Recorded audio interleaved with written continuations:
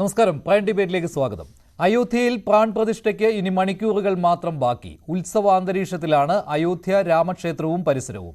തെക്കേ ഇന്ത്യയിലെ രാമക്ഷേത്രങ്ങളിലൂടെയുള്ള യാത്ര പൂർത്തിയാക്കിയ പ്രധാനമന്ത്രി നരേന്ദ്രമോദി നാളെ രാവിലെ 10:30 അയോധ്യയിൽ പറന്നിറങ്ങും. പ്രത്യേക ക്ഷണിതാക്കൾക്ക് മാത്രം പ്രവേശനം സാധ്യമായ പ്രാൺ പ്രതിഷ്ഠാ ചടങ്ങുകൾ 12:30 സമാപിക്കും. BJP ഭരിക്കുന്ന സംസ്ഥാനങ്ങൾക്കൊപ്പം കോൺഗ്രസിന് ഭരണമുള്ള ഹിമാചൽ പ്രദേശ് പോലും പൊതു അവധി നൽകി പ്രാൺ പ്രതിഷ്ഠ ആഘോഷമാക്കുമ്പോൾ പ്രൈം ഡിബേറ്റ് ചർച്ച ചെയ്യുന്നു: മോദിയുടെ മോടി കൂട്ടുമോ അയോധ്യ?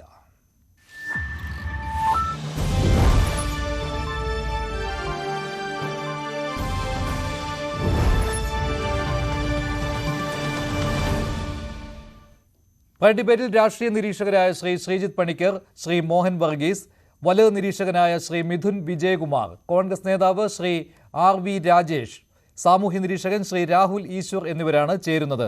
ആദ്യം അയോധ്യയിലേക്ക് പോവുകയാണ്. അയോധ്യയിൽ ഞങ്ങളുടെ പ്രതിനിധി രഞ്ജിത്ത് രാമചന്ദ്രൻ തുടരുന്നുണ്ട്. അയോധ്യയിൽ ഇനി പ്രാൺ പ്രതിഷ്ഠയ്ക്ക് മണിക്കൂറുകൾ മാത്രം ബാക്കി നിൽക്കെ രഞ്ജിത്ത് രാമചന്ദ്രന്റെ തത്സമയ റിപ്പോർട്ടുകളാണ് അയോധ്യ രാമക്ഷേത്രത്തിന് മുന്നിൽ നിന്നും വന്നുകൊണ്ടിരിക്കുന്നത്.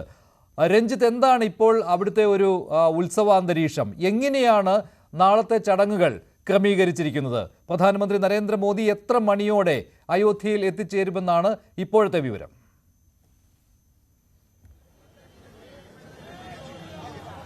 മഞ്ജുഷ്, അക്ഷരാർത്ഥത്തിൽ അയോധ്യ ആഘോഷ രാവിലാണ്. കാരണം ഇവിടെ തടിച്ചുകൂടിയിരിക്കുന്ന 10,000-കണക്കിന് ജനങ്ങൾ സാക്ഷി. അവരൊക്കെ വളരെ കാലങ്ങളായി കാത്തിരുന്ന ഒരു വലിയ ഇവന്റ്, ഒരു വലിയ സംഭവം നടക്കാൻ പോകുന്നു, ഒരു വലിയ ആഘോഷം, ഒരു വലിയ കാര്യം നടക്കാൻ പോകുന്നു എന്ന ഫീലാണ്. അവർ പല വിധത്തിലാണ് ആഘോഷിക്കുന്നത് എന്നുള്ളതാണ്. ഈ ചിത്രം വരച്ചും പാട്ടുപാടിയും ഡാൻസ് ചെയ്തും മറ്റും ഈ ക്ഷേത്രത്തിന് മുന്നിൽ അവർക്ക് വലിയ തോതിലുള്ള ആഘോഷ രാവുകൾ സംഘടിപ്പിച്ചിരിക്കുന്നു. സംസ്ഥാനത്തിന്റെ ഒപ്പം രാജ്യത്തിന്റെ വിവിധ സംസ്ഥാനങ്ങളിൽ നിന്നുള്ള ആളുകൾ ഇങ്ങോട്ടേക്ക് എത്തുകയാണ്. നമുക്കറിയാം 20, 21, 22 നാളെ വരെ പൊതുജനങ്ങൾക്ക് ഇങ്ങോട്ടേക്ക് പ്രവേശനമില്ല എങ്കിൽ കൂടി ഇവിടെ വന്ന് കയറുന്ന ആളുകളുടെ എണ്ണത്തിൽ യാതൊരു വ്യത്യാസവുമില്ല. അയോധ്യയിലെ എല്ലാ വഴികളും ഈ രാമക്ഷേത്രത്തിലേക്കാണ്. ഇവിടെ വന്ന് പുറത്തു നിന്ന് തൊഴുത് മടങ്ങുന്ന ആളുകൾ നമുക്ക് കാണാം. 23-നായുള്ള കാത്തിരിപ്പാണ് അവരെല്ലാം. അതിന്റെ പ്രധാനപ്പെട്ട കാരണം 23 മുതലാണ് പൊതുജനങ്ങൾക്കായി ഇങ്ങോട്ടേക്ക് പ്രവേശനമുള്ളത് എന്നുള്ളത് തന്നെയാണ്. നാളെ കൃത്യം 10:25 പ്രധാനമന്ത്രി നരേന്ദ്രമോദി അയോധ്യ എയർപോർട്ടിൽ എത്തുക. അതിനുശേഷം 10:45 അദ്ദേഹം രാമവീഥിയിലൂടെ അദ്ദേഹം രാമജന്മഭൂമിയിലേക്ക് എത്തും. 10:55 സമയം പറയുന്നത്. 11 മണിക്കും 12 മണിക്കും ഇടയിൽ അദ്ദേഹം ഇവിടെ ഉണ്ടാകും. 11 മണിക്ക് 12 മണിക്ക് 11 to 12 അദ്ദേഹം ഇവിടെ ഉണ്ടാകും. 12:15 12:40 ഇടയിലാണ് ഈ പ്രാൺ പ്രതിഷ്ഠ ചടങ്ങ് നടക്കുക.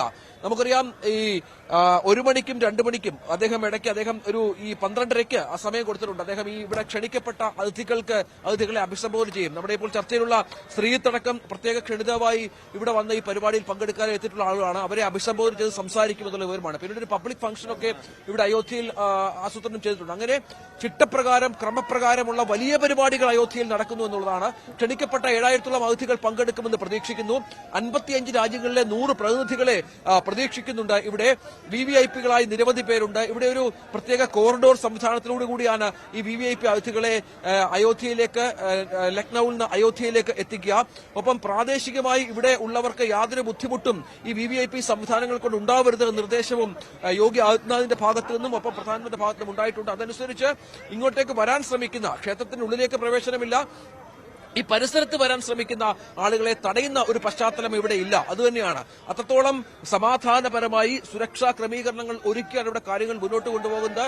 കേന്ദ്ര സർക്കാരിന്റെ, സംസ്ഥാന സർക്കാരിന്റെ അടക്കം സംയുക്തമായ ത്രിതല സംവിധാനത്തിലാണ് ഇവിടെ സുരക്ഷ കൊണ്ടുപോകുന്നത് എന്നുള്ളതാണ് ഏറ്റവും പ്രധാനപ്പെട്ട കാര്യം. അങ്ങനെ വളരെ കാലമായി കാത്തിരുന്ന ഒരു നിമിഷം സമാഗമമാകുന്ന എല്ലാ ആവേശവും ഇവിടെ ജനങ്ങൾക്കിടയിൽ കാണാം എന്നുള്ളതാണ് ഏറ്റവും പ്രധാനമായ കാര്യം.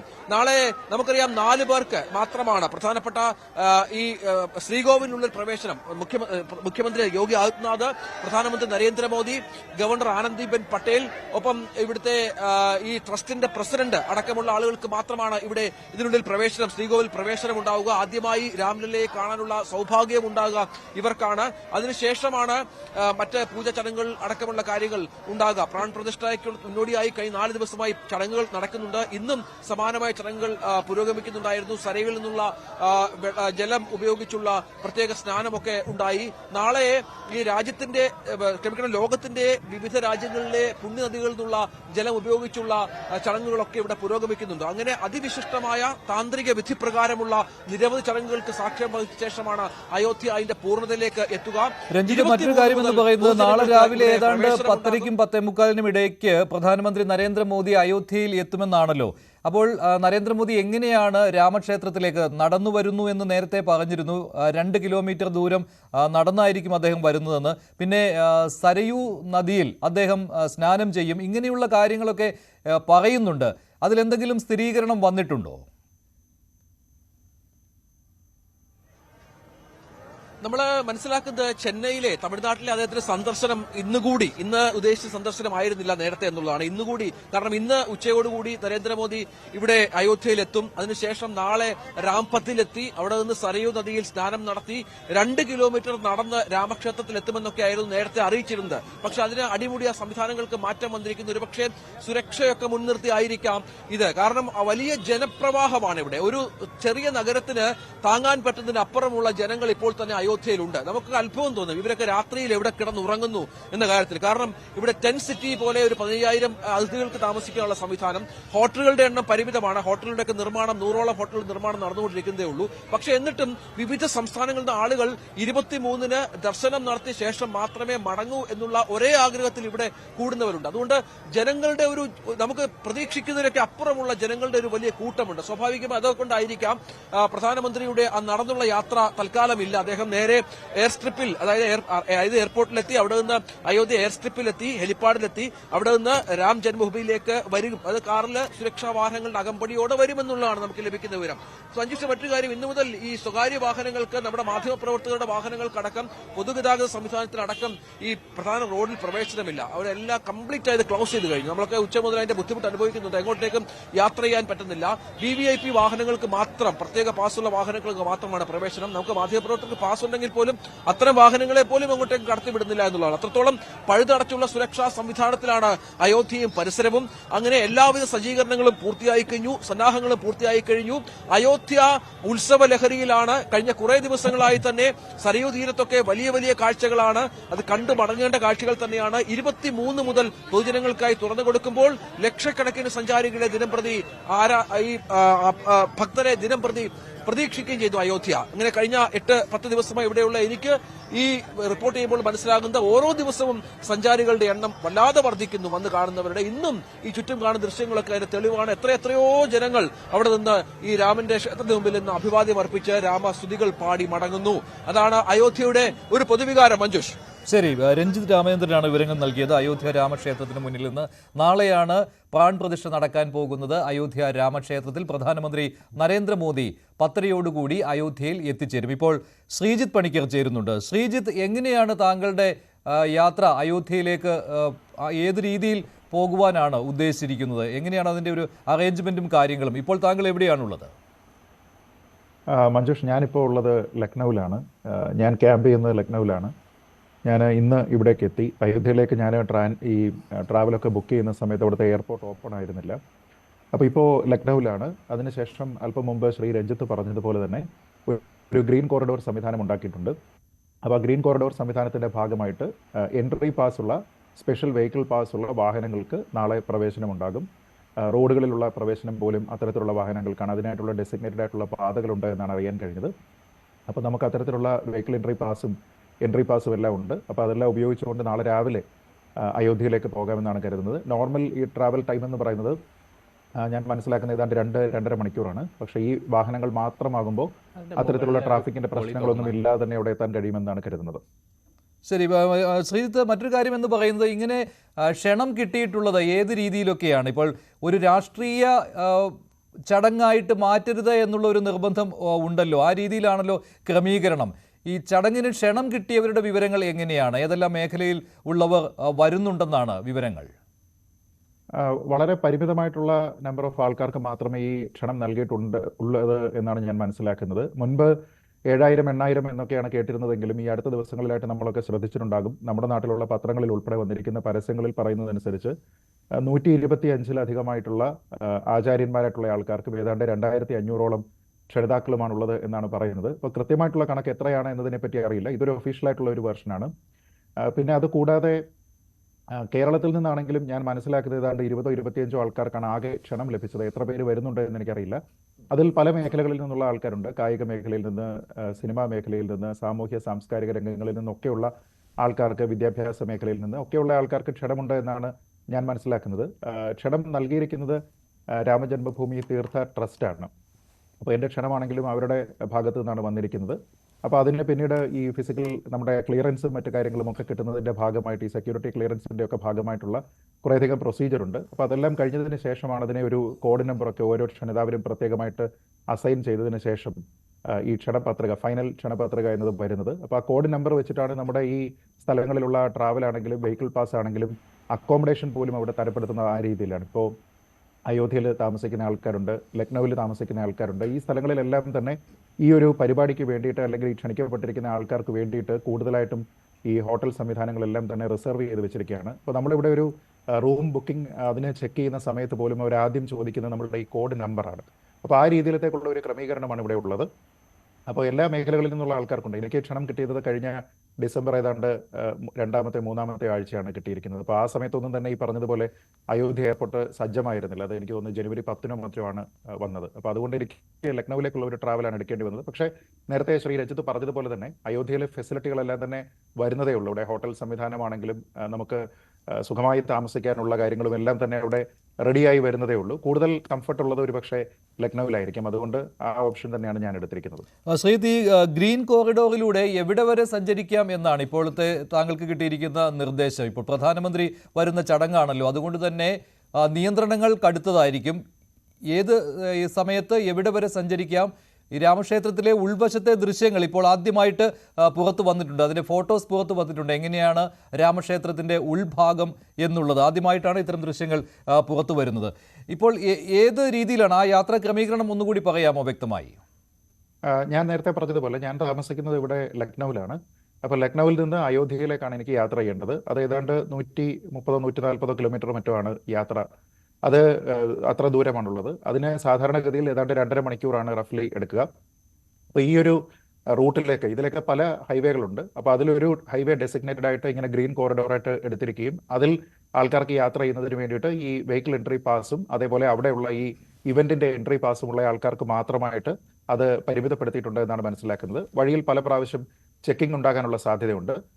ഏതാണ്ട് 8 മണി സമയത്തോടെയാണ് അവിടേക്ക് പ്രവേശനം എന്ന് പറയുന്നത്. അപ്പോൾ അത് കണക്കാക്കി നമ്മൾ ഇവിടെ നിന്ന് ഇറങ്ങേണ്ടതാണ്.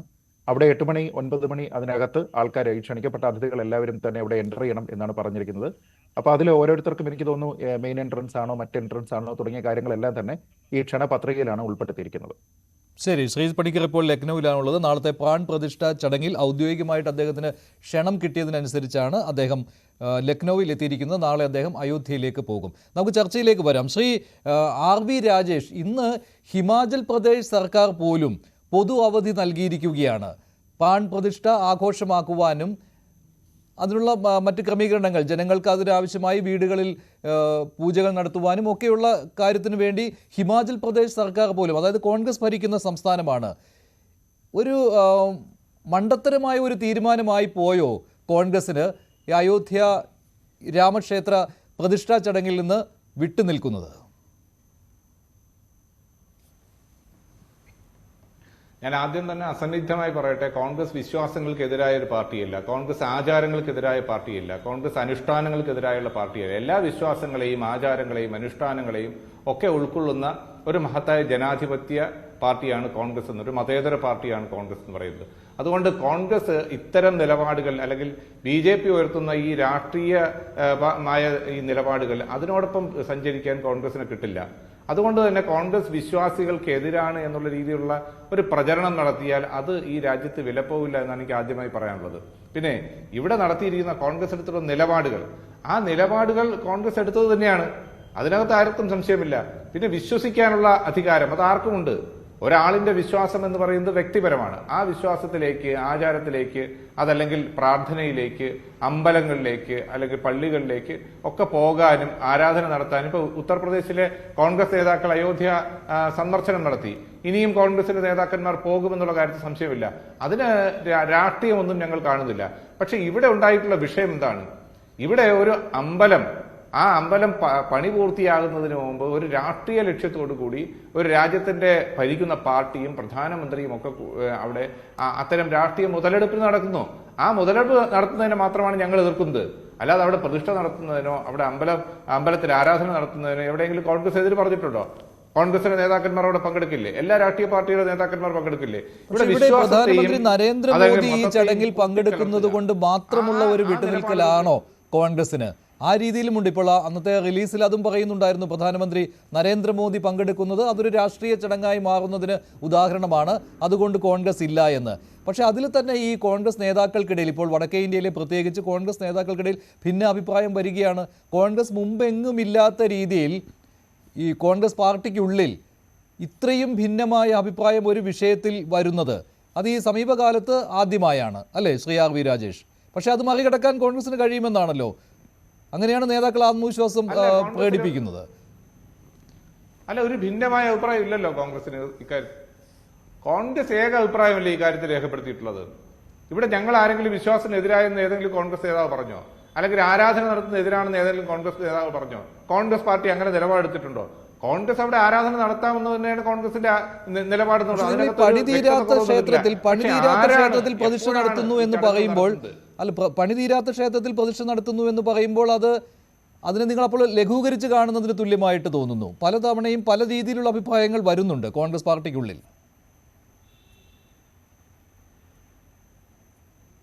അല്ല, ഒരു ക്ഷേത്രം എന്ന് പറയുന്നത് എന്താണ്? ഒരു ക്ഷേത്രം എന്ന് പറയുന്നത് ആ ആരാധനമൂർത്തിയുടെ അല്ലെങ്കിൽ ആ ദേവന്റെ ശരീരം ആണ്. ആ ശരീരത്തിലേക്ക് ഇപ്പൊ ഈ പ്രതിഷ്ഠ നിൽക്കുന്ന ശ്രീകോവിൽ എന്ന് പറയുന്നത് ദേവന്റെ തല എന്നാണ് സങ്കല്പിച്ചുകൊണ്ടിരിക്കുന്നത്. അവിടെ ഒരു പണി തീരാത്ത അല്ലെങ്കിൽ ഒരു ക്ഷേത്രത്തിലേക്ക് അല്ലെങ്കിൽ ശരീരഭാഗങ്ങൾ കംപ്ലീറ്റ് അല്ലാത്ത ഒരു ക്ഷേത്രത്തിലേക്ക് പ്രതിഷ്ഠ നടത്തുന്നത് എന്തുദ്ദേശത്തോടു കൂടിയാണ്? അപ്പൊ തെരഞ്ഞെടുപ്പിന് മുമ്പായി ഒരു ക്ഷേത്രം പണി തീർത്തിട്ട് ആ ക്ഷേത്രത്തിൽ പ്രതിഷ്ഠ നടത്തുന്നത് പോലെയാണോ അപൂർണമായ അല്ലെങ്കിൽ പണി തീരാത്ത ഒരു ക്ഷേത്രത്തിൽ പ്രതിഷ്ഠ നടത്തുന്നത്? അപ്പൊ തെരഞ്ഞെടുപ്പിന് മുമ്പായി വളരെ വ്യക്തമായി രാഷ്ട്രീയ ലക്ഷ്യത്തോടു കൂടി ഇത്തരം മതപരമായ ചടങ്ങുകളെ രാഷ്ട്രീയമായി ഉപയോഗിക്കുക എന്നുള്ള വ്യക്തമായ ലക്ഷ്യം. അത് ആർക്കും ക്ഷേത്രമാണെങ്കിൽ അവിടെ നിങ്ങളുടെ നേതാക്കൾ പോകുന്നുണ്ടല്ലോ, വരും ദിവസങ്ങളിൽ പോകുമെന്ന് പറയുന്നു. അപ്പോൾ അപ്പോഴത്തേക്ക് പണി കഴിയുകയുമില്ല ഇപ്പോൾ നിങ്ങൾ പറയുന്ന രീതിയാണെങ്കിൽ. അല്ല, അത് വ്യക്തിപരമല്ലേ? ക്ഷേത്രത്തിൽ പോവുക, ആരാധന നടത്തുക എന്നൊക്കെയുള്ള വ്യക്തിപരമായ കാര്യങ്ങളില്ലേ? എന്താണ് കോൺഗ്രസ് പറഞ്ഞ നിലപാട്? ഇപ്പൊ ശങ്കരാചാര്യന്മാർ ശരിവെച്ചത് അതല്ലേ? ഇപ്പൊ ഇന്ത്യയുടെ ആധ്യാത്മികതയുടെ ഒരുപക്ഷെ പുതിയ പരിപ്രേക്ഷ്യം സൃഷ്ടിച്ച ശങ്കരാചാര്യന്റെ പിന്മുറക്കാർ 4 ശങ്കരാചാര്യന്മാർ, പ്രധാനമായും പുരി ശങ്കരാചാര്യർ പറഞ്ഞ എന്താണ്? ആ ക്ഷേത്രം പണിതീരാത്ത ക്ഷേത്രത്തിൽ പ്രതിഷ്ഠ നടത്തുന്നത് ശരിയല്ല എന്നല്ലേ പറഞ്ഞത്? അപ്പൊ ഞങ്ങളെടുത്ത നിലപാട് ശരിയെന്നല്ലേ പറയുന്നത്? ഹിന്ദുത്വ സനാതന ധർമ്മത്തിൽ വിശ്വസിക്കുന്ന ശങ്കരാചാര്യന്മാരുടെ നിലപാട് എന്താണ് എന്നുള്ള കാര്യം പ്രസക്തമല്ലേ? അത് മാത്രമല്ല, ശങ്കരാചാര്യർ പറഞ്ഞ പുരി ശങ്കരാചാര്യർ പറഞ്ഞ മറ്റൊരു പ്രധാനപ്പെട്ട കാര്യം കൂടിയുണ്ട്. ജനുവരിയിലെ ഏറ്റവും നല്ല ദിവസം നോക്കിയാണ് ഈ പ്രതിഷ്ഠ നടത്തുന്നത് എന്നാണ്. അതല്ലാതെ ഒരു പ്രതിഷ്ഠ നടത്തുമ്പോൾ അല്ലെങ്കിൽ ഈശ്വരാരാധനയിൽ ദേവ ആരാധനയിൽ വിശ്വാസമുള്ള ആളാണെങ്കിൽ ആ വിശ്വാസത്തിൽ അടിയുറച്ച് നിൽക്കുന്നവരെങ്കിൽ ഏറ്റവും നല്ല മുഹൂർത്തം നോക്കിയാണ് പ്രതിഷ്ഠ നടത്തേണ്ടത്. അതല്ലേ നമ്മൾ ഹിന്ദു ആചാരപ്രകാരം കാണുന്നത്? അങ്ങനെയല്ലല്ലോ ഇവിടെ ചെയ്തിരിക്കുന്നത്. ജനുവരിയിലെ ഏറ്റവും നല്ല ദിവസം, തെരഞ്ഞെടുപ്പിന് മുമ്പുള്ള ഏറ്റവും നല്ല ദിവസം. അപ്പൊ ഇവിടെ വളരെ വ്യക്തമാണ്, ഇതൊരു രാഷ്ട്രീയ ലക്ഷ്യമാണ്. ദൈവത്തിനോടോ അല്ലെങ്കിൽ ആരാധനയോടോ വിശ്വാസത്തോടോ ഉള്ള കൂറിനപ്പുറമായി ഇതിനൊരു രാഷ്ട്രീയ മുഖം നൽകിക്കൊണ്ട് രാഷ്ട്രീയ താല്പര്യങ്ങൾക്ക് വേണ്ടി ഈ പ്രതിഷ്ഠാ ചടങ്ങിനെ മാറ്റിയെടുക്കുക എന്നുള്ളത് വളരെ വ്യക്തമായി നമുക്കൊക്കെ അറിയാവുന്ന കാര്യമാണ്. അത്തരം രാഷ്ട്രീയ തീരുമാനങ്ങളെ അല്ലെങ്കിൽ അത്തരം രാഷ്ട്രീയ ലക്ഷ്യങ്ങളെ, ആ രാഷ്ട്രീയ ലക്ഷ്യങ്ങളെ മാത്രമാണ് ഞങ്ങൾ എതിർക്കുന്നത്. അല്ലാതല്ല ആരാധനയോ വിശ്വാസത്തെയോ ഒന്നുമില്ല. ഇപ്പം നമുക്കറിയാലോ, ശബരിമലയിൽ വിശ്വാസം സംരക്ഷിക്കാൻ വേണ്ടി, ആചാരങ്ങൾ സംരക്ഷിക്കാൻ വേണ്ടി അതിനുവേണ്ടി ശക്തമായ നിലപാടെടുത്ത പാർട്ടിയാണ് കോൺഗ്രസ്. എല്ലാ വിശ്വാസങ്ങളോടും അതാണ്. ഇവിടെ ഒരു ഭാഗത്ത് പള്ളി തകർക്കുകയും അല്ലെങ്കിൽ നമുക്കറിയാം ഓരോ സംസ്ഥാനങ്ങളിൽ നടക്കുന്ന സംഭവങ്ങൾ നമ്മൾ കണക്കാക്കുകയാണ്. അപ്പൊ അത്തരം സംഭവങ്ങൾ ഈ രാജ്യത്തിന്റെ പല ഭാഗങ്ങളിൽ നടക്കുമ്പോൾ ഒരു ഭാഗത്ത് ഞങ്ങൾ ആരാധനയിൽ വിശ്വസിക്കുന്നു, ഞങ്ങൾ വിശ്വാസത്തിൽ വിശ്വസിക്കുന്നു, ഞങ്ങൾ വിശ്വാസികളാണ്, അല്ലെങ്കിൽ വിശ്വാസത്തിന്റെ പേരിൽ ഞങ്ങൾ വോട്ട് തരണം എന്ന് ഇൻഡയറക്റ്റായി പറയുകയാണ്. ആ ഒരു ലക്ഷ്യം അല്ലെങ്കിൽ അത്തരം രാഷ്ട്രീയത്തെ മാത്രമാണ് ഞങ്ങൾ എതിർക്കുന്നത്. ശരി ശരി ശ്രീ മിഥുൻ വിജയകുമാർ, ഈ രാഷ്ട്രീയം മാത്രമാണ് കോൺഗ്രസ് എതിർക്കുന്നത്. ആ ഒരു നിലപാടിൽ ഉറച്ചു നിൽക്കുകയാണ് കോൺഗ്രസ് ഇപ്പോഴും. കോൺഗ്രസ് ഔദ്യോഗികമായിട്ട് എന്തായാലും ഇപ്പോഴും ആ നിലപാടിൽ മാറ്റം വരുത്തിയിട്ടില്ല. താങ്കളുടെ പ്രതികരണം? എന്തായാലും അയോധ്യയിലേക്ക് ആളുകൾ ഒഴുകുകയാണ്. ഇന്ന് പകലത്തെ ദൃശ്യങ്ങളും ഇപ്പോഴത്തെ ദൃശ്യങ്ങളും അതാണ് കാണിക്കുന്നത്.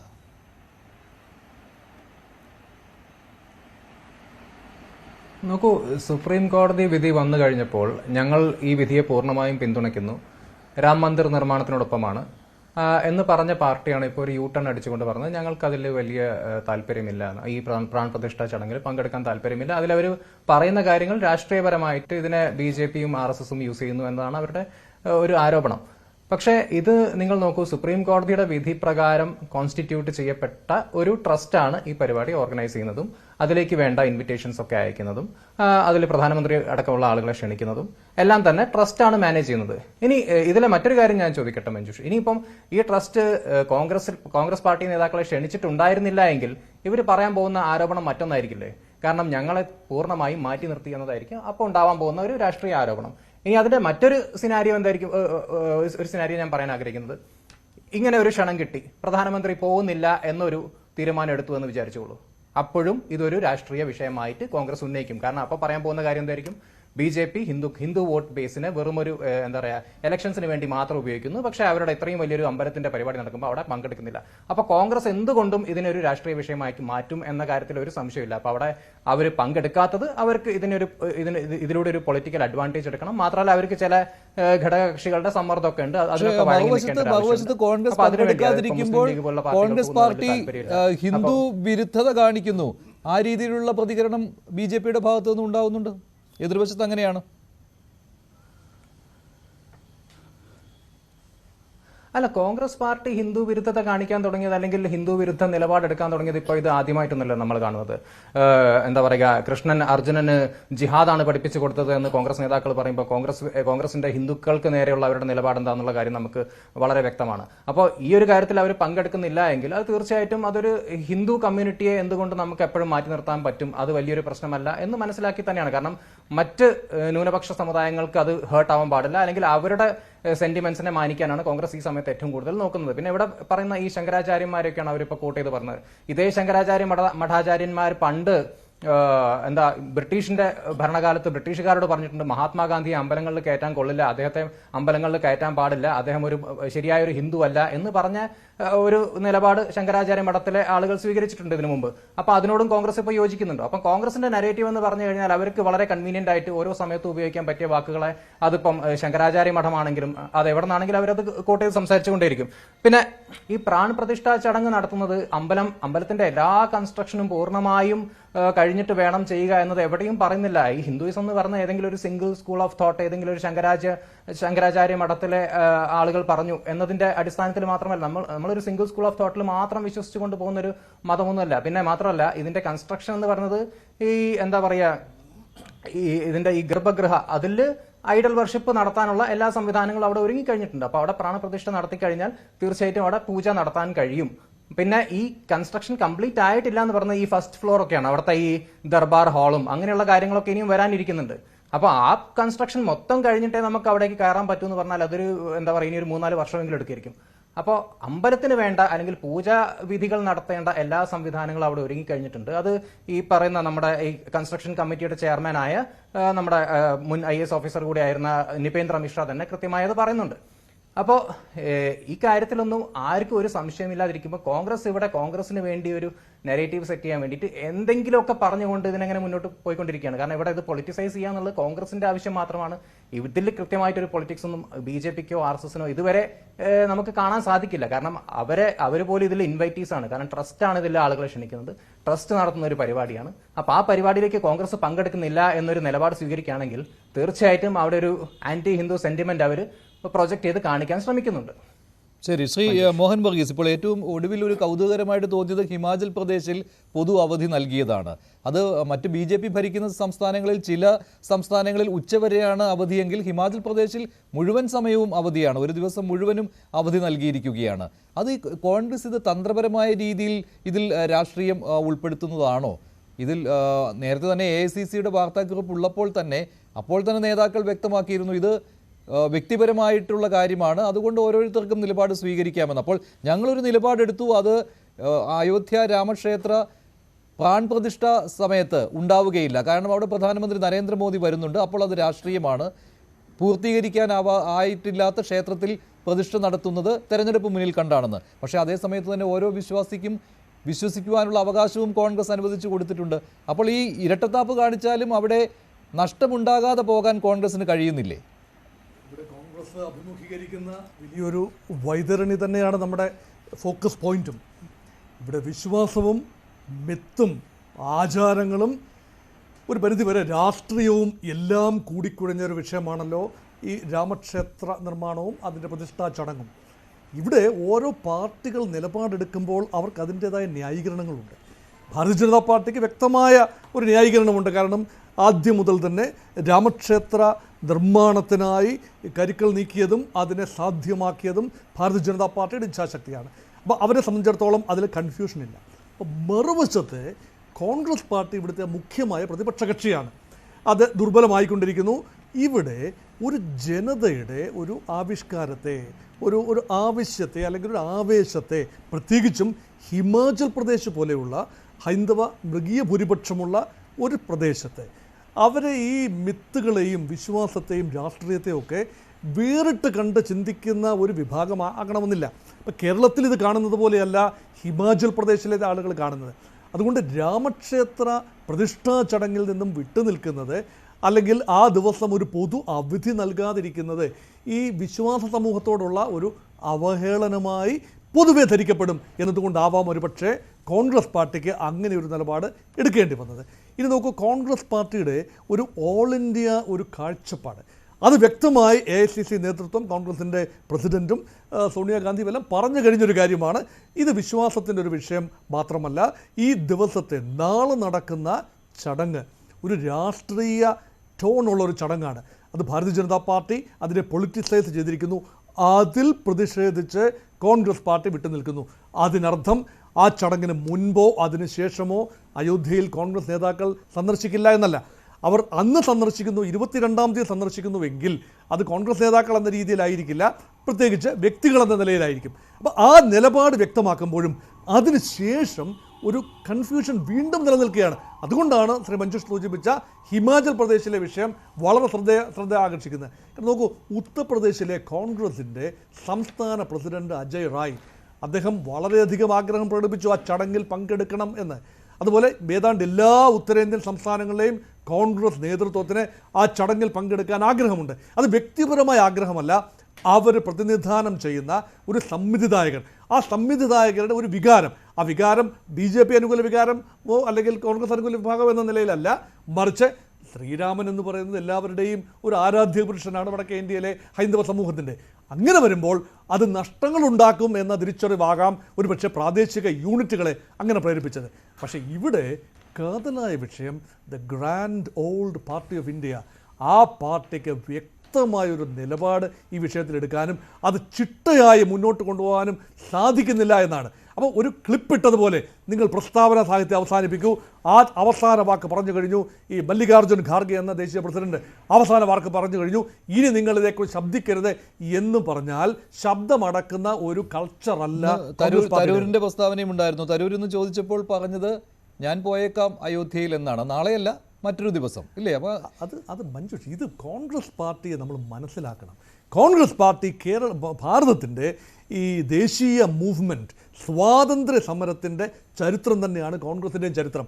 ഇവിടെ പല ധാരകളായി, വിവിധ ധാരകളായി, വളരെ ഡൈവേഴ്സ്, എക്സ്ട്രീം റൈറ്റ് വിഭാഗങ്ങളുണ്ട്, എക്സ്ട്രീം ലെഫ്റ്റ് റാഡിക്കൽ എലമെൻറ്റുകളുണ്ട്, മധ്യവർത്തി എലമെൻറ്റുകളുണ്ട്. ഇവരെല്ലാം ചേർന്നുകൊണ്ട് നേടിയെടുത്ത ഒരു സ്വാതന്ത്ര്യം, അതിന് കോൺഗ്രസ് പാർട്ടി വഹിച്ച നിസ്തുലമായ പങ്ക് ഇതൊന്നും വിസ്മരിക്കാനാവില്ല. അതിനുശേഷം സ്വാതന്ത്ര്യാനന്തര ഭാരതത്തിലും സോമനാഥ് ക്ഷേത്രത്തിൻ്റെ പ്രതിഷ്ഠാ ചടങ്ങ് നോക്കൂ, അത് സ്വാതന്ത്ര്യാനന്തര ഭാരതത്തിൽ നടന്ന കാര്യമാണ്. ഇവിടെ ഭാരതത്തിൻ്റെ പ്രസിഡൻ്റായിരുന്ന രാജേന്ദ്ര പ്രസാദ് ആ ചടങ്ങിൽ പങ്കെടുക്കുകയും മുഖ്യ റോള് വഹിക്കുകയും ചെയ്തു. അതിൽ തെറ്റ് കണ്ടെത്താനാവുന്നില്ല എങ്കിൽ ഇവിടെ ചടങ്ങിൽ പങ്കെടുക്കുന്നതിന് തെറ്റ് കണ്ടെത്താനാവില്ല. പക്ഷേ ഇവിടെ വ്യത്യാസം, കോൺഗ്രസ് പാർട്ടി ഇന്ന് ഭരണകക്ഷിയല്ല. ഇന്ന് ഭാരതീയ ജനതാ പാർട്ടിയും NDAയുമാണ് ഭരിക്കുന്നത്. അങ്ങനെ ഭരിക്കുമ്പോൾ ഈ ചടങ്ങിനെ പൂർണ്ണമായി രാഷ്ട്രീയവൽക്കരിച്ചു. സോമനാഥ ക്ഷേത്രത്തിൻ്റെ ചടങ്ങിനെ രാഷ്ട്രീയവൽക്കരിക്കുന്ന പോലെയല്ല, ഇത് മറ്റൊരു രീതിയിൽ രാഷ്ട്രീയവൽക്കരിച്ചു. അതുകൊണ്ട് ഞങ്ങൾ ബഹിഷ്കരിക്കുന്നു, അല്ലെങ്കിൽ ഞങ്ങൾ മാറി നിൽക്കുന്നു. ബഹിഷ്കരണം എന്ന വാക്കവിടില്ല, മാറി നിൽക്കുന്നു, പങ്കെടുക്കാതിരിക്കുന്നു എന്നാണ് പറയുന്നത്. അതുകൊണ്ട് കോൺഗ്രസ് പാർട്ടിക്ക് എക്കാലത്തും ഉള്ള ഒരു ചിന്ത എന്ന് പറയുന്നത് വൈവിധ്യങ്ങളാർന്ന ചിന്താധാരകളെ, ഇടത് വലത്ത് മധ്യ വിഭാഗങ്ങളെ, അത് മതത്തിൻ്റെ അടിസ്ഥാനത്തിലാണെങ്കിലും തീവ്ര രാഷ്ട്രീയ നിലപാടുകളുടെ അടിസ്ഥാനത്തിലാണെങ്കിലും ഉൾക്കൊണ്ടുകൊണ്ട് മാത്രമേ പോകാനാവൂ. അങ്ങനെ പോകുമ്പോൾ അത് വേണ്ട രീതിയിൽ പൊതുജനത്തോട്, സംവിധായകരോട് വിശദീകരിക്കുന്നതിൽ കോൺഗ്രസ് പാർട്ടി പരാജയപ്പെടുന്നത് കൊണ്ടാണ് ഇപ്പോൾ ചിലപ്പോൾ പരിഹാസത്തിൻ്റെ മുനകൾ കോൺഗ്രസിന് നേരെ, നേതൃത്വത്തിന് നേരെ നീങ്ങുന്നതും ഒരു ആശയക്കുഴപ്പമുണ്ടാകുന്നതും അതുകൊണ്ടാണെന്നാണ് മഞ്ജുഷ് ഞാൻ വിശ്വസിക്കുന്നത്.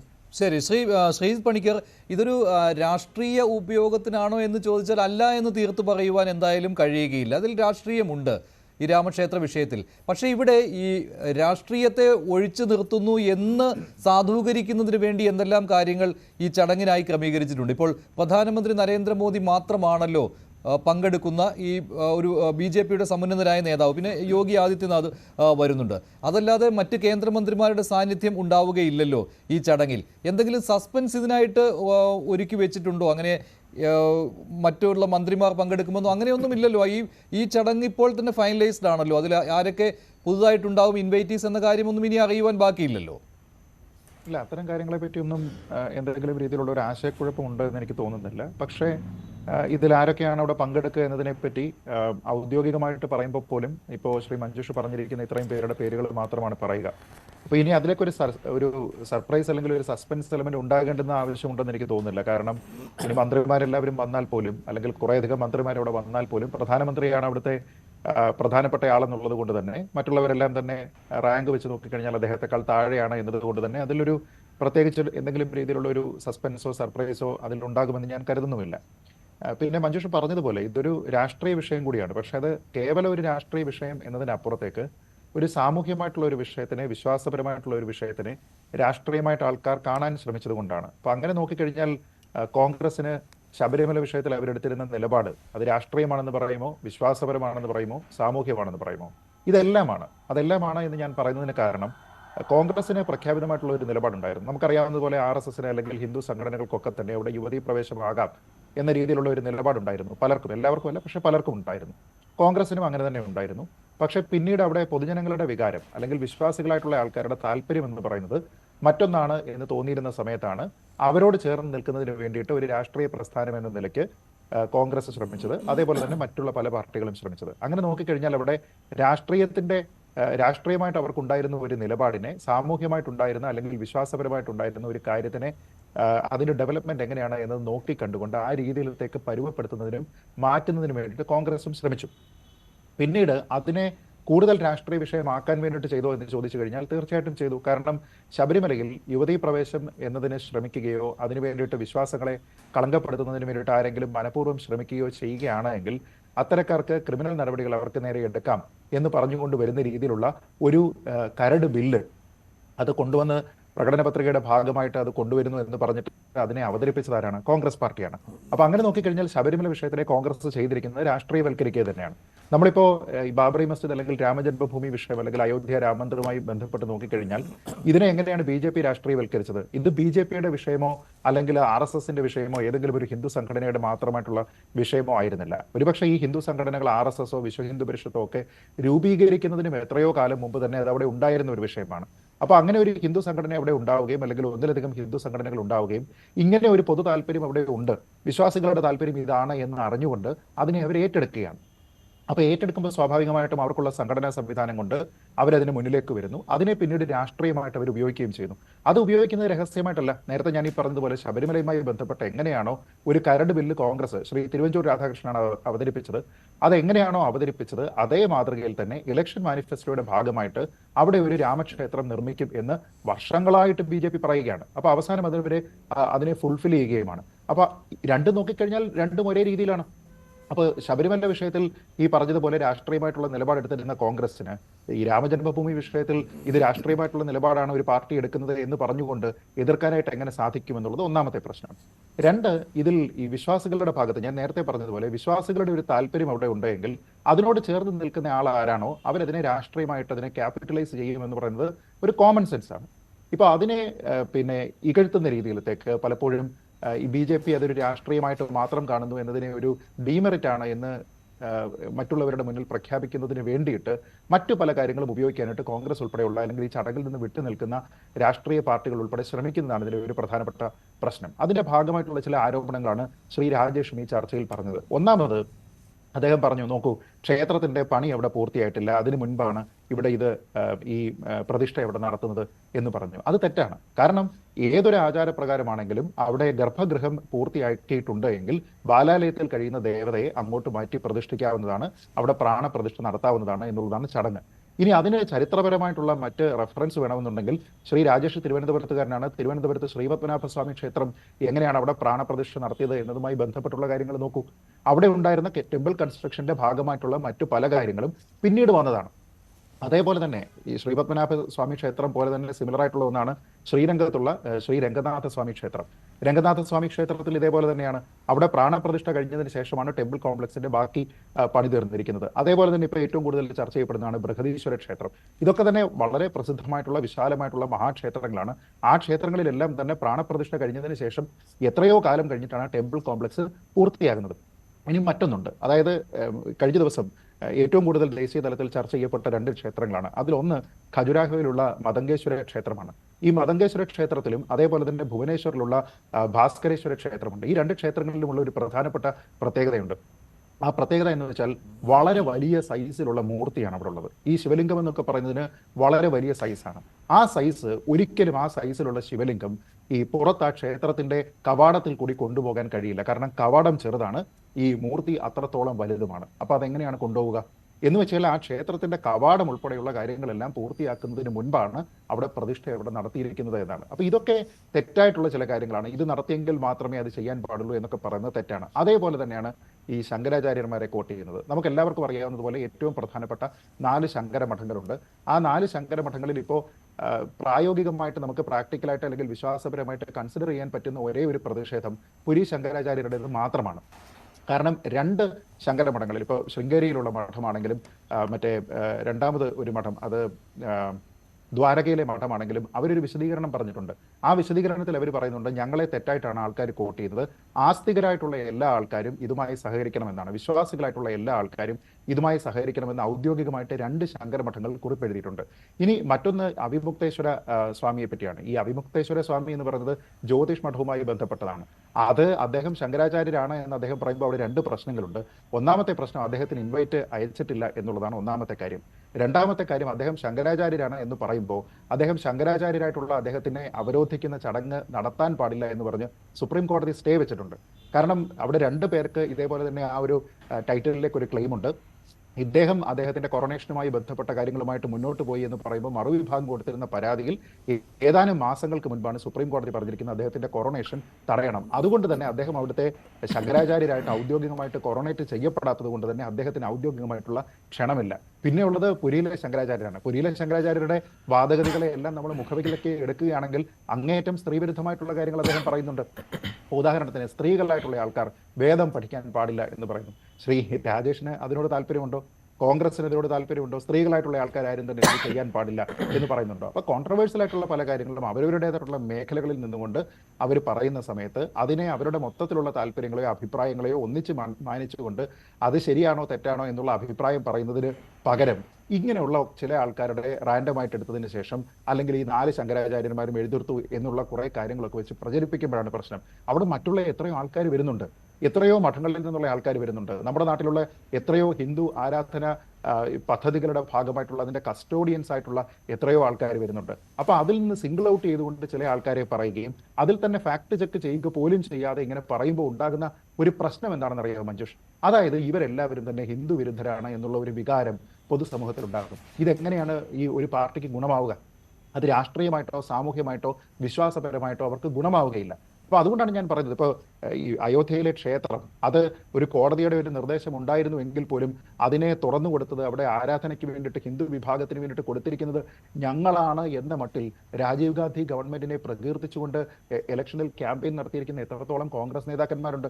അങ്ങനെ നോക്കിക്കഴിഞ്ഞാൽ അവർക്ക് പറയാമല്ലോ, ഞങ്ങൾക്ക് ഇതിൽ യാതൊരു വിധത്തിലുള്ള പങ്കുമില്ല, ഞങ്ങൾ അങ്ങനെ പ്രത്യേകിച്ച് ഏതെങ്കിലും ഒരു വിഭാഗത്തിനെ പ്രീണിപ്പിക്കാൻ വേണ്ടിയിട്ട് ശ്രമിക്കുന്നില്ല, കോടതി പറഞ്ഞു അതുകൊണ്ട് ഞങ്ങൾ ലോക്ക് തുറന്നു കൊടുത്തു. പക്ഷെ അങ്ങനെയല്ല. പലപ്പോഴും തെരഞ്ഞെടുപ്പുകളിൽ ഉൾപ്പെടെ ആ സമയത്ത് കോൺഗ്രസ് ഹിന്ദു വോട്ടുകൾ കിട്ടുന്നതിന്റെ ഭാഗമായിട്ട് BJP എങ്ങനെയാണോ രാഷ്ട്രീയമായിട്ട് വിശ്വാസ വിഷയങ്ങളെ ഉപയോഗിക്കുന്നത് അതേ മാതൃകയിൽ തന്നെ അവരോട് ഉപയോഗിച്ചിട്ടുണ്ട്. ഞങ്ങളാണ് ഇത് ചെയ്തിരിക്കുന്നതെന്ന് പറയുന്നുണ്ട്. ശ്രീ RV രാജേഷ്, അങ്ങനെ വരുമ്പോൾ ഈ ശബരിമലയുടെ കാര്യം ശ്രീജിത്ത് പണിക്കർ സൂചിപ്പിച്ചു.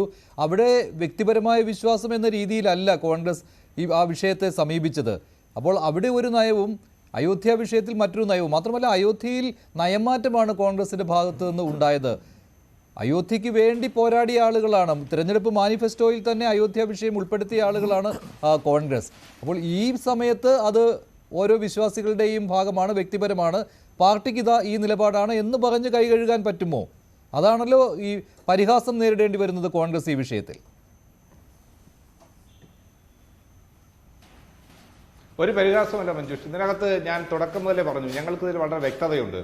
ഇവിടെ ശബരിമല വിഷയത്തിൽ ഞങ്ങൾ എടുത്തിട്ടുള്ള നിലപാട്, അത് അയോധ്യ വിഷയത്തിൽ ഞങ്ങൾ എടുത്തിട്ടുള്ള നിലപാട്, ഇത് രണ്ടും തുല്യമാണ്, ഇത് രണ്ടും ഒന്നാണ്. എന്താണ് ശബരിമല നടന്നത്? ആചാരങ്ങളെയും അനുഷ്ഠാനങ്ങളെയും ചവിട്ടി പതിച്ചുകൊണ്ട് ഒരു ഭരണകൂടം അല്ലെങ്കിൽ ഗവൺമെന്റ് അവിടെ വിശ്വാസികളുടെ വിശ്വാസങ്ങളെയും ആചാരങ്ങളെയും മാറ്റി നിർത്തിക്കൊണ്ട് അതിനെ തകർക്കാൻ ശ്രമിച്ചപ്പോൾ അത് തെറ്റാണ് എന്ന് ഞങ്ങൾ പറഞ്ഞു. ഇവിടെ അതാണ് സംഭവിക്കുന്നത്. ഇവിടെ ഭരണകൂടം വിശ്വാസങ്ങൾ മാറ്റിവെച്ചുകൊണ്ട് അതല്ലെങ്കിൽ ഇത്തരം ആചാരങ്ങൾ മാറ്റിവെച്ചുകൊണ്ട് ഇത് ഞങ്ങളാണ് ഇതൊക്കെ ചെയ്യേണ്ടത് എന്ന് വരുത്തി തീർക്കുക, അത് രാഷ്ട്രീയം കലർത്തി ഇവിടെ പണി പൂർത്തിയാകാത്ത അമ്പലത്തിൽ പ്രതിഷ്ഠ നടത്തുന്നതും തെറ്റല്ല എന്നാണ് പറയുന്നത്. പത്മനാഭസ്വാമി ക്ഷേത്രത്തിനെയൊക്കെ ശ്രീജിത്ത് പണിക്കർ കോട്ട് ചെയ്തു. നമ്മളൊരു കാര്യം ആലോചിക്കണം, നമ്മളൊരു വീട് പണി നടത്തും, പണി തീരാത്ത വീട്ടിൽ നമ്മൾ താമസിക്കാറില്ല. ഒരു ചെറിയ വീടാണെങ്കിലും 2 മുറിയാണെങ്കിലും അതിന്റെ പണി പൂർത്തിയാക്കി അതിന് ശേഷം മാത്രമേ ഗൃഹപ്രവേശം നടത്താറുള്ളൂ. അത് പണി പൂർത്തിയായതിനു ശേഷം നമ്മൾ മതിൽ കെട്ടാറുണ്ട്, ചുറ്റുമതിൽ കെട്ടാറുണ്ട്, അല്ലെങ്കിൽ ആ വീട് എക്സ്റ്റെൻഡ് ചെയ്യാറുണ്ട്, ഇതൊക്കെ ചെയ്യാറുണ്ട്. പത്മനാഭസ്വാമി ക്ഷേത്രത്തിലെ അല്ലെങ്കിൽ ഇന്ത്യയുടെ പ്രശസ്തമായ ക്ഷേത്രങ്ങളിലെയോ അവിടെയുള്ള ഗോപുരങ്ങളോ ചുറ്റുമതിലുകളോ ഒക്കെ നിർമ്മിച്ചത് ആ ക്ഷേത്രത്തിന്റെ പണി പൂർത്തിയായതിനു ശേഷമാണ്. അപ്പൊ ഇതിനെയൊക്കെ ഏതെങ്കിലും രീതിയിൽ ഏത് രീതിയിൽ വേണമോ വ്യാഖ്യാനിക്കാം നമുക്ക്. ആ വ്യാഖ്യാനങ്ങൾ ഇപ്പൊ ഹൈന്ദവ ആചാരങ്ങളെയും ഏത് രീതിയിലും വ്യാഖ്യാനിക്കാം. അപ്പൊ ആ വ്യാഖ്യാനങ്ങൾ പറയുമ്പോൾ ഇവിടെ യാഥാർത്ഥ്യം പറയുമ്പോൾ അത് കോൺഗ്രസ് ഹിന്ദു വിരുദ്ധമാകും, യാഥാർത്ഥ്യം പറയുമ്പോൾ ശങ്കരാചാര്യർ ഹിന്ദു വിരുദ്ധനാകും. അപ്പൊ യാഥാർത്ഥ്യങ്ങൾ പറയാൻ പാടില്ല എന്നുള്ളതാണ് നിങ്ങളുടെ പരിപ്രേക്ഷ്യം. ആ യാഥാർത്ഥ്യങ്ങൾ നിങ്ങൾ പറയും. അവിടെ ക്ഷേത്രം എന്ന് പറയുന്നത് ഒരു ദേവന്റെ ശരീരമാണ്. ആ ശരീരത്തിലേക്കാണ് ഒരു വിശ്വാസി പ്രവേശിക്കുന്നത്. ആ വിശ്വാസി ആ ദേവന്റെ ശരീരത്തിലേക്ക് പ്രവേശിക്കുമ്പോൾ അല്ലെങ്കിൽ ആ ആചാരത്തിലേക്ക് പ്രവേശിക്കുമ്പോൾ, അവിടെ വിശ്വാസികൾ ആരാധനയിലേക്ക് പ്രവേശിക്കുമ്പോൾ അവിടെ പണി പൂർത്തിയാക്കാത്ത ശരീരമില്ലാത്ത ഒരു ദേവനിലേക്ക് പ്രവേശിക്കുക എന്നുള്ളത് തെറ്റാണെന്ന് ശങ്കരാചാര്യർ പറഞ്ഞാൽ ശങ്കരാചാര്യർ എങ്ങനെ ഹിന്ദു വിരുദ്ധനാകും? അത് ആ ശങ്കരാചാര്യർ പറഞ്ഞ നിലപാടുകൾ ശരിയാണെന്ന് കോൺഗ്രസ് പറഞ്ഞാൽ കോൺഗ്രസ് എങ്ങനെ ഹിന്ദു വിരുദ്ധമാകും? നിങ്ങൾ ഒരു കാര്യം ആലോചിക്കേണ്ടത്, പ്രതിഷ്ഠ നടത്താനുള്ള സാധാരണഗതിയിലുള്ള അധികാരം അല്ലെങ്കിൽ അവകാശം നമ്മൾ പറയുന്നത് തന്ത്രി ആരായിരിക്കണം? യോഗി ആയിരിക്കണം. യോഗി ആദിത്യനാഥ് അല്ല, യോഗി ആയിരിക്കണം. യോഗി എന്താണ്? നിഷ്കാമനായിരിക്കണം. യോഗി അധികാരത്തോട് അല്ലെങ്കിൽ ആസക്തികളോട് കാമങ്ങളോട് ഒക്കെ ആസക്തികളൊക്കെ വെടിഞ്ഞ ഒരാളായിരിക്കണം യോഗി എന്ന് പറയുന്നത്. അധികാരങ്ങൾ വെടിഞ്ഞ ആളായിരിക്കും യോഗി എന്ന് പറയുന്നത്.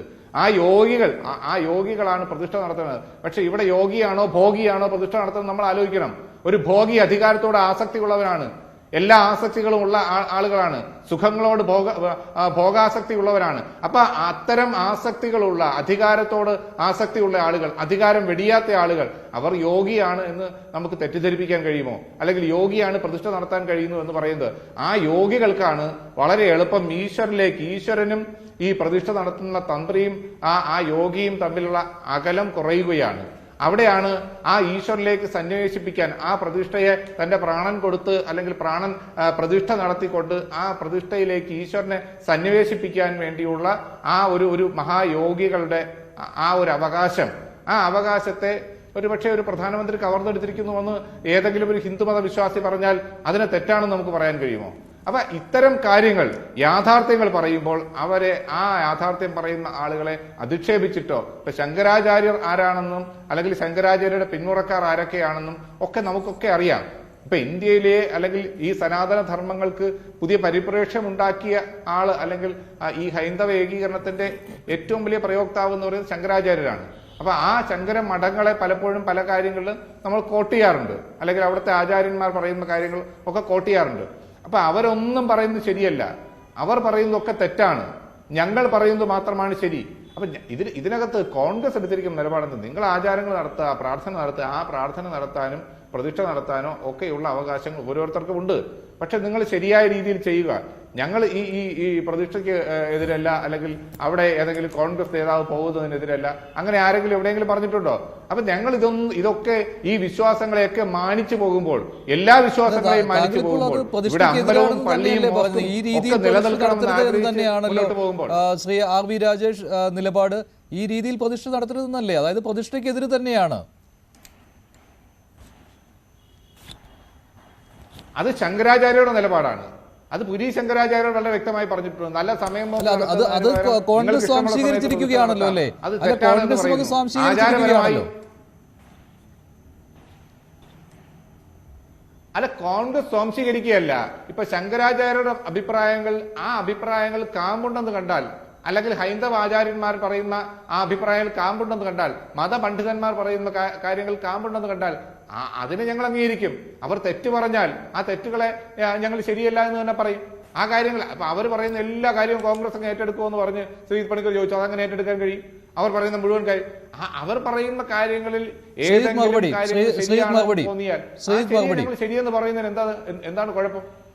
അല്ലല്ല, അത് ശ്രീ രാജേഷ് സ്വയം ഘടകവിരുദ്ധമായിട്ടുള്ള പ്രസ്താവനയാണ് പറഞ്ഞത്. കാരണം അദ്ദേഹം പറഞ്ഞത് ഹിന്ദു മതത്തിന്റെ ഏറ്റവും പ്രധാനപ്പെട്ട പദ്ധതികൾ രൂപീകരിക്കുന്നതിന്റെ ഭാഗമായിട്ട് നമ്മൾ എല്ലാ കാലവും കരുതി വരുന്നത് ശങ്കരാചാര്യന്മാരെയാണ്.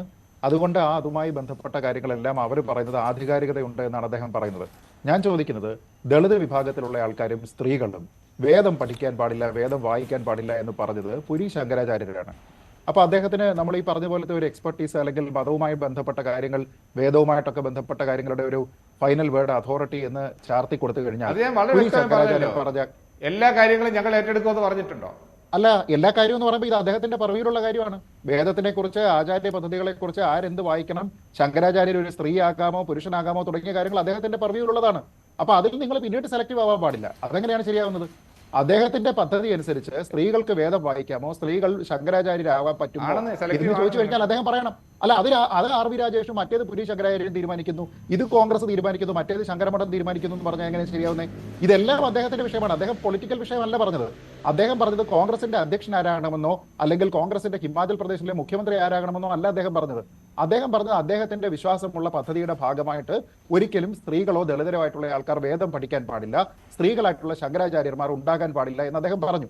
അങ്ങനെ നോക്കിക്കഴിഞ്ഞാൽ ശ്രീ ആർ വി രാജേഷിനോ കോൺഗ്രസിനോ അല്ല ആ കാര്യത്തിൽ ഏറ്റവും അതോറിറ്റി ഉള്ളത് ശങ്കരാചാര്യർക്കാണ്. ശങ്കരാചാര്യർ പറയുന്നതിനെ രാജേഷ് അംഗീകരിക്കുമോ? അംഗീകരിക്കത്തില്ല എന്ന് എനിക്ക് ഉറപ്പാണ്. കാരണം അത് നിങ്ങളുടെ പദ്ധതിക്ക് എതിരാണ്. അപ്പൊ നിങ്ങളുടെ അതിന് ചേർന്ന് നിൽക്കുന്ന രീതിയിലുള്ള പ്രസ്താവന ആരെങ്കിലും പറഞ്ഞാൽ അയാൾ അതോറിറ്റിയാണ്, അയാൾ ഈ പദ്ധതികളുടെ ആചാര്യനാണ്, അയാൾ പറയുന്നത് കേൾക്കണമെന്ന് പറഞ്ഞു കഴിഞ്ഞാൽ അയാൾ പറയുന്ന എല്ലാ കാര്യവും കേൾക്കണം. അത് മാത്രമല്ല രാജേഷ്, ഇക്കാര്യത്തിൽ കോൺഗ്രസ് നിലപാടെടുത്തതിന് ശേഷമാണ് ശങ്കരാചാര്യന്മാരുടെ പ്രസ്താവന വന്നത്. കോൺഗ്രസ് തന്നെ ഈ വിഷയത്തിൽ നിലപാടെടുക്കാൻ വൈകിയിരുന്നു. നിങ്ങൾക്ക് വീണ് കിട്ടിയ ഒന്നുപോലെയായി ശങ്കരാചാര്യന്മാരുടെ പ്രസ്താവന. പറഞ്ഞത് എന്താണെന്ന് വെച്ചാൽ, ഈ അവസ്ഥയാണ് കോൺഗ്രസിന് ഇന്ന്. അതായത് കോൺഗ്രസ് പറയുന്ന നിലപാട് എന്താണെന്നോ, കോൺഗ്രസിന് ആരെ ഉദ്ധരിക്കണമെന്നോ ഉള്ള കാര്യത്തിൽ കൃത്യമായിട്ടുള്ള അഭിപ്രായമില്ല. ഇപ്പൊ പ്രാണപ്രതിഷ്ഠ നടക്കണോ? ആഗമശാസ്ത്രങ്ങൾ, കേരളത്തിൽ തന്നെ തന്ത്രശാസ്ത്രമുണ്ടല്ലോ, കേരളത്തിലുള്ള എത്രയോ തന്ത്രിമാരുണ്ടല്ലോ. ആരോടെങ്കിലും ഒരാളിനോട്, ഞാൻ പറഞ്ഞല്ലോ ശ്രീ രാജേഷ് തിരുവനന്തപുരത്തുകാരനാണ്, പത്മനാഭസ്വാമി ക്ഷേത്രത്തിലെ തന്ത്രിമാരുടെയാണ്, തരണനെല്ലൂരാണ്. ഒരാളെ വിളിച്ചു, 4-5 തന്ത്രിമാരുണ്ടല്ലോ, ഒരാളെ വിളിച്ചൊന്ന് ചോദിച്ചു നോക്കൂ, പ്രാണപ്രതിഷ്ഠ നടത്തുന്നത് അതിന് ക്ഷേത്രം പൂർത്തിയാകണോ, ഗർഭഗൃഹം പൂർത്തിയായാൽ മതിയോ? ബാലാലയത്തിന്റെ കോൺസെപ്റ്റ് എന്ന് പറഞ്ഞാൽ തന്നെ ഗർഭഗൃഹം പൂർത്തിയാകുന്ന സമയത്ത് ദേവനെ അങ്ങോട്ട് മാറ്റിയതിനു ശേഷം അതിന് പ്രാണൻ നൽകുക എന്നുള്ളതാണ് പദ്ധതി. ആ പദ്ധതിക്ക് മറ്റുള്ള കാര്യങ്ങളെല്ലാം ആവണം, അല്ലെങ്കിൽ ഇന്ന കാര്യങ്ങളെല്ലാം പൂർത്തിയാകണമെന്ന് ഒരാഗമശാസ്ത്രത്തിലും പറയുന്നില്ല. അപ്പൊ അങ്ങനെയുള്ള സമയത്ത് ശങ്കരാചാര്യർ പറഞ്ഞിരിക്കുന്ന ആ കാര്യം കറക്റ്റാ എങ്കിൽ പിന്നെ ശങ്കരാചാര്യർ പറഞ്ഞിരിക്കുന്ന മറ്റു കാര്യങ്ങളും കറക്റ്റ് ആവണമല്ലോ. കാരണം ഇവിടെ അസംഖ്യം മറ്റുള്ള ആചാര്യന്മാർ, അസംഖ്യം തന്ത്രിമാർ, അസംഖ്യം തന്ത്രവിശാരദന്മാർ ഇവിടെ പറയുകയാണ് ഇങ്ങനെ അല്ല, ഇത് ചെയ്യാൻ പറ്റും എന്ന് പറയുന്ന സമയത്ത് രാജേഷ് കോട്ട് ചെയ്യുന്ന ഒറ്റയാളെയാണ്. എങ്കിൽ മറ്റുള്ള ആൾക്കാർ ചിദാനന്ദപുരി സ്വാമിയോട് ചോദിച്ചു നോക്കുള്ളൂ, സ്ത്രീകൾ വേദം വായിച്ചോട്ടെ എന്ന് പറയും, പഠിച്ചോട്ടെ എന്ന് പറയും. അപ്പൊ അങ്ങനെയുള്ള ഒരാളിനെ അവിടെ താങ്കൾ കോട്ട് ചെയ്യുമോ, അതോ പുരി ശങ്കരാചാര്യർ പറഞ്ഞിരിക്കുന്ന കാര്യത്തിലേക്ക് വീണ്ടും പോകുമോ? അതുകൊണ്ടാണ് ഞാൻ പറഞ്ഞത്, വിശ്വാസ പദ്ധതികളിൽ ഉൾപ്പെടെ കോൺഗ്രസിനെ സംബന്ധിച്ചിടത്തോളം കൃത്യമായിട്ടുള്ള നിലപാടില്ല. അല്ലെങ്കിൽ അദ്ദേഹം ആ പറഞ്ഞിരിക്കുന്ന കാര്യം വീണ്ടും പറയുമോ? വീട് പൂർത്തിയാകുന്നത് അതിനുശേഷം അവിടെ കയറി താമസിക്കുന്നത് പോലെയാണോ ഒരു ക്ഷേത്രത്തിന്റെ കാര്യം? ഒരു ക്ഷേത്ര പദ്ധതിയാകണോ? വീട്ടിൽ അങ്ങനെയാണെങ്കിൽ മത്സ്യവും മാംസവും എല്ലാം വെച്ച് കഴിക്കും. പത്മനാഭസ്വാമി ക്ഷേത്രത്തിനകത്ത് നമ്മൾ മത്സ്യവും മാംസവും വെച്ച് കഴിക്കുമോ? അവിടെ ഉണ്ടല്ലോ നമ്മൾ ഈ പറയുന്ന പോലെ മടപ്പുരയുണ്ട്, അല്ലെങ്കിൽ അവിടുത്തെ ഈ പറയുന്ന ഭഗവാനെ നിവേദിക്കാനുള്ള കാര്യങ്ങൾ കൊണ്ടുപോകുന്നവരുണ്ട്. നമ്മളവിടെ മീൻകറി അല്ലല്ലോ രാജേഷ് വെക്കുന്നത്. പക്ഷെ താങ്കൾ ഉണ്ടാക്കുന്ന ഒരു വീട്ടിൽ, അല്ലെങ്കിൽ ഞാൻ നിർമ്മിക്കുന്ന ഒരു വീട്ടിൽ നമ്മൾ മീൻകറി ഉണ്ടാക്കുമല്ലോ. അപ്പൊ ഇത് തുല്യമായിട്ടുള്ള കാര്യങ്ങളല്ല. അങ്ങനെയുള്ള കാര്യങ്ങളെ താങ്കൾ ഇക്വേറ്റ് ചെയ്തതിനു ശേഷം പറയരുത്. കാരണം അത് രണ്ട് പദ്ധതികളാണ്. വീട് പൂർത്തിയാകുക, വീട് പാല് കാച്ചുക എന്ന് പറയുന്ന പദ്ധതി പോലെയല്ല ഇവിടെ. വീട് കഴിഞ്ഞതിന് ശേഷം നമ്മൾ വീടിന് അവിടെ പ്രാണപ്രതിഷ്ഠയല്ല, അവിടെ വാസ്തുപുരുഷനാണ്. വാസ്തുപുരുഷനെ തൃപ്തിപ്പെടുത്തുന്ന രീതിയിലുള്ള വിശ്വാസത്തെയും ആചാര്യത്തെയും പിടിക്കാതെ തന്നെ, അതിനെ ആശ്രയിക്കാതെ തന്നെയുള്ള ഒരു വിശദീകരണമല്ലേ കോൺഗ്രസിന് നല്ലത്? അങ്ങനെ ഒരു വിശദീകരണം നൽകുവാൻ കോൺഗ്രസ് നേതൃത്വത്തിന് കഴിയുന്നുമില്ല. അതാണ് പ്രശ്നം. അവിടെ ശ്രീത്ത് പറഞ്ഞ പോലെ ഞങ്ങൾ ഈ ആരെയും കോട്ട് ചെയ്തല്ലോ നിലപാടെടുത്തത്. ഞങ്ങളുടെ നിലപാട് ആദ്യം പ്രഖ്യാപിച്ചു. ആ നിലപാടുകൾ ശരിയാണ് എന്നുള്ള രീതിയിലാണ് ഇപ്പോൾ ശങ്കരാചാര്യന്മാരുടെ അടക്കമുള്ള അഭിപ്രായങ്ങൾ വന്നത്. പിന്നെ വീടിന്റെയും ക്ഷേത്രം, ഞാനൊരു ഉദാഹരണം പറഞ്ഞതേ ഉള്ളൂ. ഇപ്പം ക്ഷേത്രങ്ങളിൽ മാംസം നിവേദിക്കുന്ന ക്ഷേത്രങ്ങളില്ലേ, അപ്പൊ മാംസം ക്ഷേത്രത്തിൽ കയറ്റുമെന്നൊക്കെയാണ് ശ്രീത്ത് പണിക്കർ ചോദിക്കുന്നത്. ഇപ്പൊ കള്ള് നിവേദിക്കുന്ന ദേവന്, അതൊക്കെ ഓരോരുത്തരുടെ ആചാരമനുസരിച്ച് വെജിറ്റേറിയൻ മാത്രം കഴിക്കുന്ന ഭക്ഷിക്കുന്ന അല്ലെങ്കിൽ ആളുകൾ വീടില്ലേ. അപ്പൊ അത് വേറെയാണ്. നിങ്ങൾ പറയുന്നത് പോലെ ഈ അത് ഇന്ന ക്ഷേത്രത്തിൽ ഇന്നതാണ്, അത് ഓരോ ക്ഷേത്രത്തിന്റെയും ഓരോ പക്ഷേ പൊതുവിലുള്ള ക്ഷേത്രങ്ങൾക്ക് ചില ചുറ്റവട്ടങ്ങളുണ്ട്. നമ്മളിപ്പോ അറിയാം, ഈ ഗർഭഗ്രഹം എന്ന് പറയുന്നത് ദേവന്റെ തലയുടെ സ്ഥാനത്താണ്. ഒരു ക്ഷേത്രത്തിൽ നീണ്ടു നിവർന്ന് കിടക്കുന്ന ഒരു ക്ഷേത്രത്തെ സങ്കല്പിക്കുന്നത്. എന്താണ് ഒറ്റ ചോദ്യം ശ്രീ രാജേഷ്, താങ്കൾ ഈ പറയുന്ന പോലെ ഐഡിയലായിട്ട് എല്ലാ പണികളും പൂർത്തിയായതിനു ശേഷം പ്രാണപ്രതിഷ്ഠ നടത്തിയിരിക്കുന്ന ഒറ്റ ക്ഷേത്രത്തിന്റെ പേര് പറയോ? ഒരെണ്ണം. ഇന്ത്യയിൽ എത്രത്തോളം 10,000-കണക്കിന് ക്ഷേത്രങ്ങളുണ്ട്. എല്ലാ പണിയും പൂർത്തിയായതിനു ശേഷം പ്രാണപ്രതിഷ്ഠ നടത്തിയിരിക്കുന്ന ഒറ്റ ഹൈന്ദവ ക്ഷേത്രത്തിന്റെ പേര് ഈ ചർച്ചയിൽ താങ്കൾക്ക് പറയാൻ കഴിയുമോ? ഒരെണ്ണമാണ് ഞാൻ ചോദിക്കുന്നത്, പറയോ?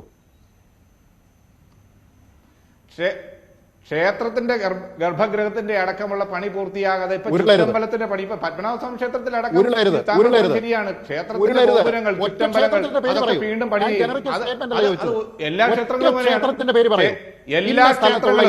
ആ ക്ഷേത്രത്തിന്റെ പണി പൂർത്തിയാകാതെ, അല്ലെങ്കിൽ ആ ക്ഷേത്രത്തിന്റെ ഇന്ത്യയിലെ ഏത് ക്ഷേത്രം എടുത്താൽ പത്മനാഭസ്വാമി ക്ഷേത്രത്തിന്റെ ചരിത്രം താങ്കൾ പറഞ്ഞത് ഈ ക്ഷേത്രത്തിന്റെ ചുറ്റുമതിലിനെ കുറിച്ചോ ഗോപുരങ്ങളെ കുറിച്ചോ അല്ല.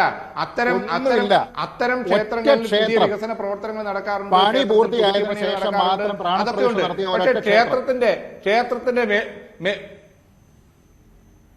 എല്ലാ ക്ഷേത്രങ്ങളും അതാണെന്ന്, അല്ലാത്ത നമ്മൾ യഥാർത്ഥത്തിൽ ആചാരപരമായിട്ടുള്ള ക്ഷേത്രം പണി ചെയ്യുമ്പോൾ ആ ക്ഷേത്രം താങ്കൾക്ക് പറയാൻ കഴിയുമോ? എല്ലാ ക്ഷേത്രങ്ങളും യഥാർത്ഥത്തിൽ ആചാരപരമായി പറയാൻ കഴിയുമോ? പറയൂ, ഒരെണ്ണത്തിന്റെ പേര് പറയൂ രാജേഷ്. എത്രയോ അമ്പലങ്ങളുണ്ട് നമ്മുടെ നാട്ടിൽ. ശബരിമല അയ്യപ്പന്റെ പറയുന്നു. ഈ ക്ഷേത്രത്തിന്റെ പുതുക്കിപ്പണിയിൽ നടക്കും. പുതുക്കിപ്പണിയിലല്ല ഞാൻ ചോദിച്ചത്, പ്രാണപ്രതിഷ്ഠ പുതുക്കിപ്പണി എല്ലാ ക്ഷേത്രവും അല്ലേ? താങ്കൾക്ക് തെളിവുണ്ടോ? പഴവങ്ങാടി ഗണപതി ക്ഷേത്രം പകുതി പണി പൂർത്തിയാക്കിയിട്ടാണ് പ്രതിഷ്ഠ നടത്തിയെന്ന് താങ്കൾക്ക് പറയാനാണോ താങ്കൾ പറയുന്നത്? പൂർത്തിയായ ശേഷം പ്രാണപ്രതിഷ്ഠ നടത്തിയിട്ടുള്ളത് പഴവങ്ങാടി ഗണപതി ക്ഷേത്രം പകുതി പണി പൂർത്തിയാക്കിയിട്ട് താങ്കളോട് ആരാ പറഞ്ഞു ശ്രീത്തെ? അല്ല, ഇത് ഇത്തരം വാദങ്ങൾ ഉയർത്തല്ലേ? ഏത് ക്ഷേത്രമാണ് മേൽക്കൂരയില്ലാതെ പ്രതിഷ്ഠ നടത്തിയിട്ടുള്ള ഏത് ക്ഷേത്രമാണ്? ഏത് ക്ഷേത്രമാണ്? ഗണപതി ക്ഷേത്രത്തിലെ വിഗ്രഹം ആരാ പ്രതിഷ്ഠിച്ചതെന്നും എങ്ങനെയാ പ്രതിഷ്ഠിച്ചതെന്നും താങ്കൾക്ക് അറിയോ? അറിയോ? ആ വിഗ്രഹം എവിടുന്നാ കിട്ടിയെന്നറിയോ? അവിടെ ക്ഷേത്രം പണി പൂർത്തിയാക്കാതെയാണോ ഗണപതി ക്ഷേത്രം നടത്തിയത്? ശ്രീപത്മനാഭസ്വാമി ക്ഷേത്രത്തിൽ ക്ഷേത്രം പണി പൂർത്തിയാക്കാതെ പ്രതിഷ്ഠ നടത്തുകയാണോ? ആരാണ് പ്രതിഷ്ഠിച്ചത്? അല്ല, ആരാണ് പ്രതിഷ്ഠിച്ചത്? ആർക്കാണ് ആ വിഗ്രഹം കിട്ടിയത്? ആരായിരുന്നു എന്റെ കസ്റ്റോഡിയൻ? അല്ല, എനിക്കറിയില്ല. എനിക്ക് ആ ക്ഷേത്രത്തിന്റെ പൂർണ്ണമായി എവിടെയാണ് വിഗ്രഹം ഒന്ന് അന്വേഷിച്ച് നോക്കൂ. അല്ല, ആ ചരിത്രം ഞാനിപ്പോ എല്ലാ ക്ഷേത്രത്തിന്റെയും ചരിത്രം പഠിച്ചിട്ടുള്ള ഒരു മഹാപണ്ഡിതനൊന്നുമല്ല. പക്ഷെ ഞാൻ സാധാരണഗതിയിലുള്ള ഞങ്ങൾ വായിച്ചിട്ടുള്ള സൈന്യവുമായിട്ടോ മറ്റുള്ള എന്തെങ്കിലും കാര്യങ്ങളുമായിട്ട് ബന്ധമുണ്ടോ എന്നും ആ വിഗ്രഹം എവിടെ നിന്ന് കിട്ടിയെന്നും ആ ക്ഷേത്രത്തിന്റെ കസ്റ്റോഡിയൻ ആരായിരുന്നു എന്നുള്ള ചരിത്രം ഒന്ന് നോക്കൂ. അപ്പൊ താങ്കൾക്കറിയാം ഇത് പൂർത്തിയാക്കിയതിന് ശേഷമാണോ അവിടെ പ്രാണപ്രതിഷ്ഠ നടത്തിയെന്ന്. ഞാൻ ചോദിച്ച ചോദ്യം നിസ്സാരമാണ്. താങ്കൾ ഈ പുനഃപ്രതിഷ്ഠയും അല്ലെങ്കിൽ ഈ ക്ഷേത്രത്തിന്റെ നവീകരണം ഒക്കെ മാറ്റിവെക്കൂ. ക്ഷേത്ര പദ്ധതി കോൺഗ്രസ് പറയുന്നത് പോലെ ക്ഷേത്ര പദ്ധതി പൂർത്തിയാക്കിയതിനു ശേഷം പ്രാണപ്രതിഷ്ഠ നടത്തിയിരിക്കുന്ന ഒരു ക്ഷേത്രത്തിന്റെ പേര് പറയൂ. ഈ ചർച്ച തീരുന്നതിന് മുമ്പ് ഒറ്റ ഒരെണ്ണം പറഞ്ഞാൽ മതി. എല്ലാ ക്ഷേത്രവും 10,000-കണക്കിന് ക്ഷേത്രങ്ങളിൽ ഒരെണ്ണത്തിന്റെ പേര് ശ്രീ രാജേഷ്. ഇല്ലാത്ത ക്ഷേത്രങ്ങളുടെ പേര് താങ്കൾ പറ. തെറ്റാണ്. അങ്ങനെ പറയുന്നത് ഞാൻ പറഞ്ഞു. ഒരു ക്ഷേത്രത്തിന്റെ ദേവഗ്രഹത്തിന്റെ ആ ശരീരം പൂർത്തിയാക്കാതെ വിഗ്രഹം പ്രതിഷ്ഠിക്കാറില്ല. മഹാക്ഷേത്രങ്ങളുടെ പേര്. പിന്നെ എന്തുകൊണ്ടാണ് നിങ്ങൾ പലപ്പോഴും കൂട്ടിയാറുണ്ടല്ലോ, നിങ്ങൾ എന്തുകൊണ്ടാണ് ആചാര്യന്മാരെ ബോധ്യപ്പെടുത്താൻ കഴിയാത്തത്? എന്തുകൊണ്ടാണ് ഇത്തരം കാര്യങ്ങളുള്ള ആചാര്യന്മാരെ 4 ശങ്കരാചാര്യന്മാർ എന്തുകൊണ്ട് എതിർക്കുന്നു? അത് ചോദിച്ചാൽ പറയും എല്ലാം നിങ്ങൾ ശങ്കരാചാര്യർ പറയുന്നത് ശരിയാണെന്ന് പറയും. രാജേഷ്, 1 തിരുവനന്തപുരത്ത് താങ്കളുടെ വീടിനടുത്തുള്ള പത്മനാഭസ്വാമി ക്ഷേത്രം, 2 ശ്രീരംഗത്തുള്ള രംഗനാഥ സ്വാമി ക്ഷേത്രം, 3 തമിഴ്നാട്ടിലുള്ള ബൃഹദീശ്വര ക്ഷേത്രം, 4 ഖജുരാഹോയിലുള്ള മതങ്കേശ്വര ക്ഷേത്രം, 5 ഭുവനേശ്വറിലുള്ള ഭാസ്കരേശ്വര ക്ഷേത്രം. ഈ 5 മഹാക്ഷേത്രങ്ങളുടെ ഉദാഹരണം ഞാൻ പറഞ്ഞു. നമ്മുടെ നാട്ടിലുള്ള ലോക്കാലിറ്റിയിലുള്ള എല്ലാ ക്ഷേത്രങ്ങളും പൂർണ്ണമായ പദ്ധതി കഴിഞ്ഞതിന് ശേഷമല്ല പ്രാണപ്രതിഷ്ഠ, ബാലാലയം പൂർത്തിയായതിനു ശേഷമാണ്. ഈ പ്രശ്നമാണ് ശ്രീ രാജേഷ് കോൺഗ്രസിന് അടിസ്ഥാനപരമാണ്. ഹിന്ദു കോസ് എന്താണെന്ന് താങ്കളോട് പറഞ്ഞത്. തെരഞ്ഞെടുപ്പ് വർഷമാണ്.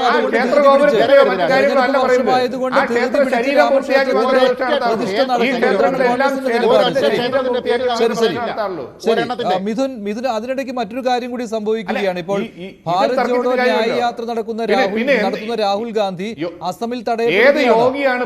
അത് മാത്രമല്ല നാളെ അദ്ദേഹം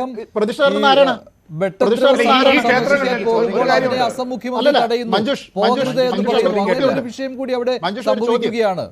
ഈ സമാന്തരമായിട്ട് ഒരു കാര്യം കൂടി മഞ്ജുഷ്, ഗണേശ്വര ശാസ്ത്രി ദീക്ഷിത് എന്ന് പറയുന്ന ആളാണ് ഇതിന്റെ പ്രധാനപ്പെട്ട കാരണം. ഇവിടെ പത്മനാഭസ്വാമി ക്ഷേത്രത്തിൽ പ്രതിഷ്ഠ നടത്തിയത് രാജാവായിരുന്നോ? ശ്രീജിത്ത് ഏതെങ്കിലും രാജാവായിരുന്നു? ഏതെങ്കിലും മുഖ്യമന്ത്രിയായിരുന്നു? ഇവിടെയുള്ള ക്ഷേത്രത്തിൽ പ്രതിഷ്ഠ നടത്തിയിട്ടുള്ളത് പത്മനാഭസ്വാമി ക്ഷേത്രത്തിൽ പ്രതിഷ്ഠ നടത്തിയിട്ടുള്ളത് ഏത് രാജാവാണോ? തന്ത്രിയാണ് പ്രതിഷ്ഠ നടത്തിയിട്ടുള്ളത്?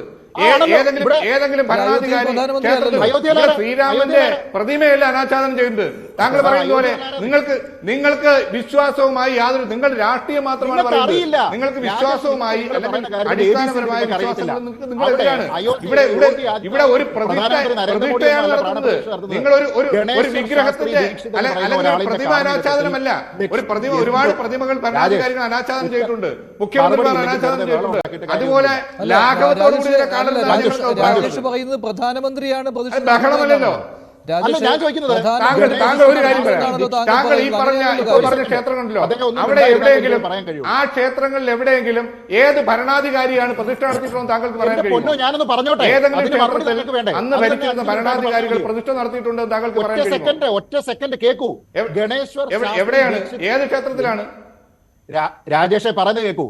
അയോധ്യയിൽ താങ്കൾ പറയുന്ന ആൾക്കാരല്ല പ്രാണപ്രതിഷ്ഠ നടത്തുന്നത്. ക്ഷേത്രത്തെ കോട്ട് ചെയ്തു താങ്കൾ. പൊന്നെ, ഗണേശ്വർ ശാസ്ത്രി ദീക്ഷിത് എന്ന പേരിലുള്ള മുഖ്യ കാർമ്മികന്റെ നേതൃത്വത്തിൽ ലക്ഷ്മികാന്ത് ദീക്ഷിത് എന്ന് പറയുന്ന പുരോഹിതനാണ് 121 ആചാര്യന്മാരുടെ നേതൃത്വത്തിൽ പ്രാണപ്രതിഷ്ഠ നടത്തുന്നത്. അല്ല നിങ്ങൾ ഈ പറയുന്നത് പോലെ യോഗി ആദിത്യനാഥോ നരേന്ദ്രമോദിയോ രാജാവോ ജനങ്ങൾ തെരഞ്ഞെടുത്ത ആളോ ഒന്നും അല്ല പ്രാണപ്രതിഷ്ഠ. നിങ്ങൾക്ക് ഇങ്ങനെ അല്പമായിട്ട് അങ്ങും ഇഞ്ഞും കേൾക്കുന്ന കാര്യങ്ങൾ വെച്ചിട്ടാണ് നിങ്ങൾ ഈ പറഞ്ഞത്. ഞാൻ വീണ്ടും ആവർത്തിക്കുന്നു, ഇതാണ് കോൺഗ്രസിന്റെ പ്രശ്നം. നിങ്ങൾക്ക് ഈ കാര്യത്തിന്റെ ABCD അറിയത്തില്ല. നിങ്ങൾ കരുതുന്നതും പറയുന്നതും എല്ലാം തന്നെ ഇപ്പോഴും നരേന്ദ്രമോദിയും യോഗി ആദിത്യനാഥും കൂടിയാണ് അവിടെ പ്രാണപ്രതിഷ്ഠ നടത്തുന്നതെന്ന്. ഒന്ന് മിനിമം ഒന്ന് വായിച്ചിട്ടെങ്കിലും ഒരു ചർച്ചയിൽ വരണം. പത്രത്തിൽ പരസ്യം കൊടുത്തിരിക്കുകയല്ലേ? എന്താ പത്രത്തിൽ എന്താ പരസ്യം കിടക്കുന്നത്? ഇവരുടെ മഹനീയ സാന്നിധ്യം എന്താ പത്രത്തിൽ കണ്ടേ? ഇവരാണ് പ്രാണപ്രതിഷ്ഠ നടത്തുന്നതെന്നോ? മഹനീയ സാന്നിധ്യം എന്ന് പറഞ്ഞു കഴിഞ്ഞാൽ എന്താ അതിന്റെ അർത്ഥം? ഒരു ചടങ്ങിലെ മഹനീയ സാന്നിധ്യം എന്ന് പറഞ്ഞു കഴിഞ്ഞാൽ എന്താ രാജേഷ് അതിന്റെ അർത്ഥം? ഞാനൊരു കാര്യം ചോദിക്കട്ടെ. ഒരു ചടങ്ങിൽ ഇപ്പൊ ശശി തരൂരിന്റെ മഹനീയ സാന്നിധ്യം എന്ന് പറഞ്ഞു കഴിഞ്ഞാൽ അതിന്റെ അർത്ഥം എന്താ? ആ ചടങ്ങ് ശശി തരൂർ സ്പോൺസർ ചെയ്തിട്ട് അദ്ദേഹമാണ് അവിടെ എല്ലാ കാര്യങ്ങളും ചെയ്യുന്നതാണോ അതിന്റെ അർത്ഥം? അങ്ങനെയാണോ താങ്കൾ മനസ്സിലാക്കിയിരിക്കുന്നത്? ലക്ഷ്മികാന്ത് ദീക്ഷിത്, നാളെ ഒരുപക്ഷെ താങ്കൾ ഒരുപാട് തവണ ഈ പേര് ചർച്ചയിൽ ഈ അബദ്ധം ആവർത്തിക്കരുത്. ഗണേശ്വർ ശാസ്ത്രി ദീക്ഷിത്, ലക്ഷ്മികാന്ത് ദ്രാവിഡ്, ലക്ഷ്മികാന്ത് ദീക്ഷിത്, ഈ പേരെങ്കിലും ഒന്ന് ഓർത്തു വെച്ചിട്ട് നാളെ വൈകുന്നേരത്തെ ചർച്ചയിൽ ഈ ബ്ലണ്ടർ വീണ്ടും ആവർത്തിക്കരുത് രാജേഷ്, ദയവേത്. ശരി, രാജേഷ് വ്യക്തമായി നമുക്ക് കരുതുന്നു. 12 ദിവസത്തെ വ്രതാനുഷ്ഠാനങ്ങൾക്ക് ശേഷം ഞാൻ ഈ പ്രതിഷ്ഠാ ചടങ്ങിലേക്ക് പോവുകയാണെന്ന് ചടങ്ങുകളിലേക്ക് ഞാൻ വ്രതാനുഷ്ഠാനങ്ങൾ സാറേ ഞാനും സാറേ നാളെ ഇത് കാണാൻ ക്ഷണിച്ചിരിക്കുന്ന ഞാനും വ്രതമാണെന്നേ എന്ന് പറഞ്ഞ് നാളെ ഞാനാണോ പ്രാണപ്രതിഷ്ഠ നടത്താൻ പോകുന്നത്? ഞാനും എത്രയോ ദിവസമായിട്ട് വ്രതമാണെന്നേ, എത്രയോ ദിവസമായിട്ട് ഞാനും വ്രതമാണ്. ശരി ശരി രാജേഷ് വ്യക്തമായെന്ന് കരുതുന്നു. ശരി ശരി മിഥുൻ, ഞാൻ നേരത്തെ ചോദിച്ചു വന്നത് ഇപ്പോൾ അസം മുഖ്യമന്ത്രി രാഹുൽ ഗാന്ധിയോട് നാളെ ബെട്ടദ്രവ സത്രം സന്ദർശിക്കാൻ പോകരുത് എന്ന് പറയുകയാണ്, അനാവശ്യമായ മത്സരം ഉണ്ടാക്കരുതെന്ന്. അവിടെ അനാവശ്യമായ മത്സരം എന്താണ്? ഓരോരുത്തരുടെയും വിശ്വാസമല്ലേ അവിടെ ചെയ്യുന്നത്?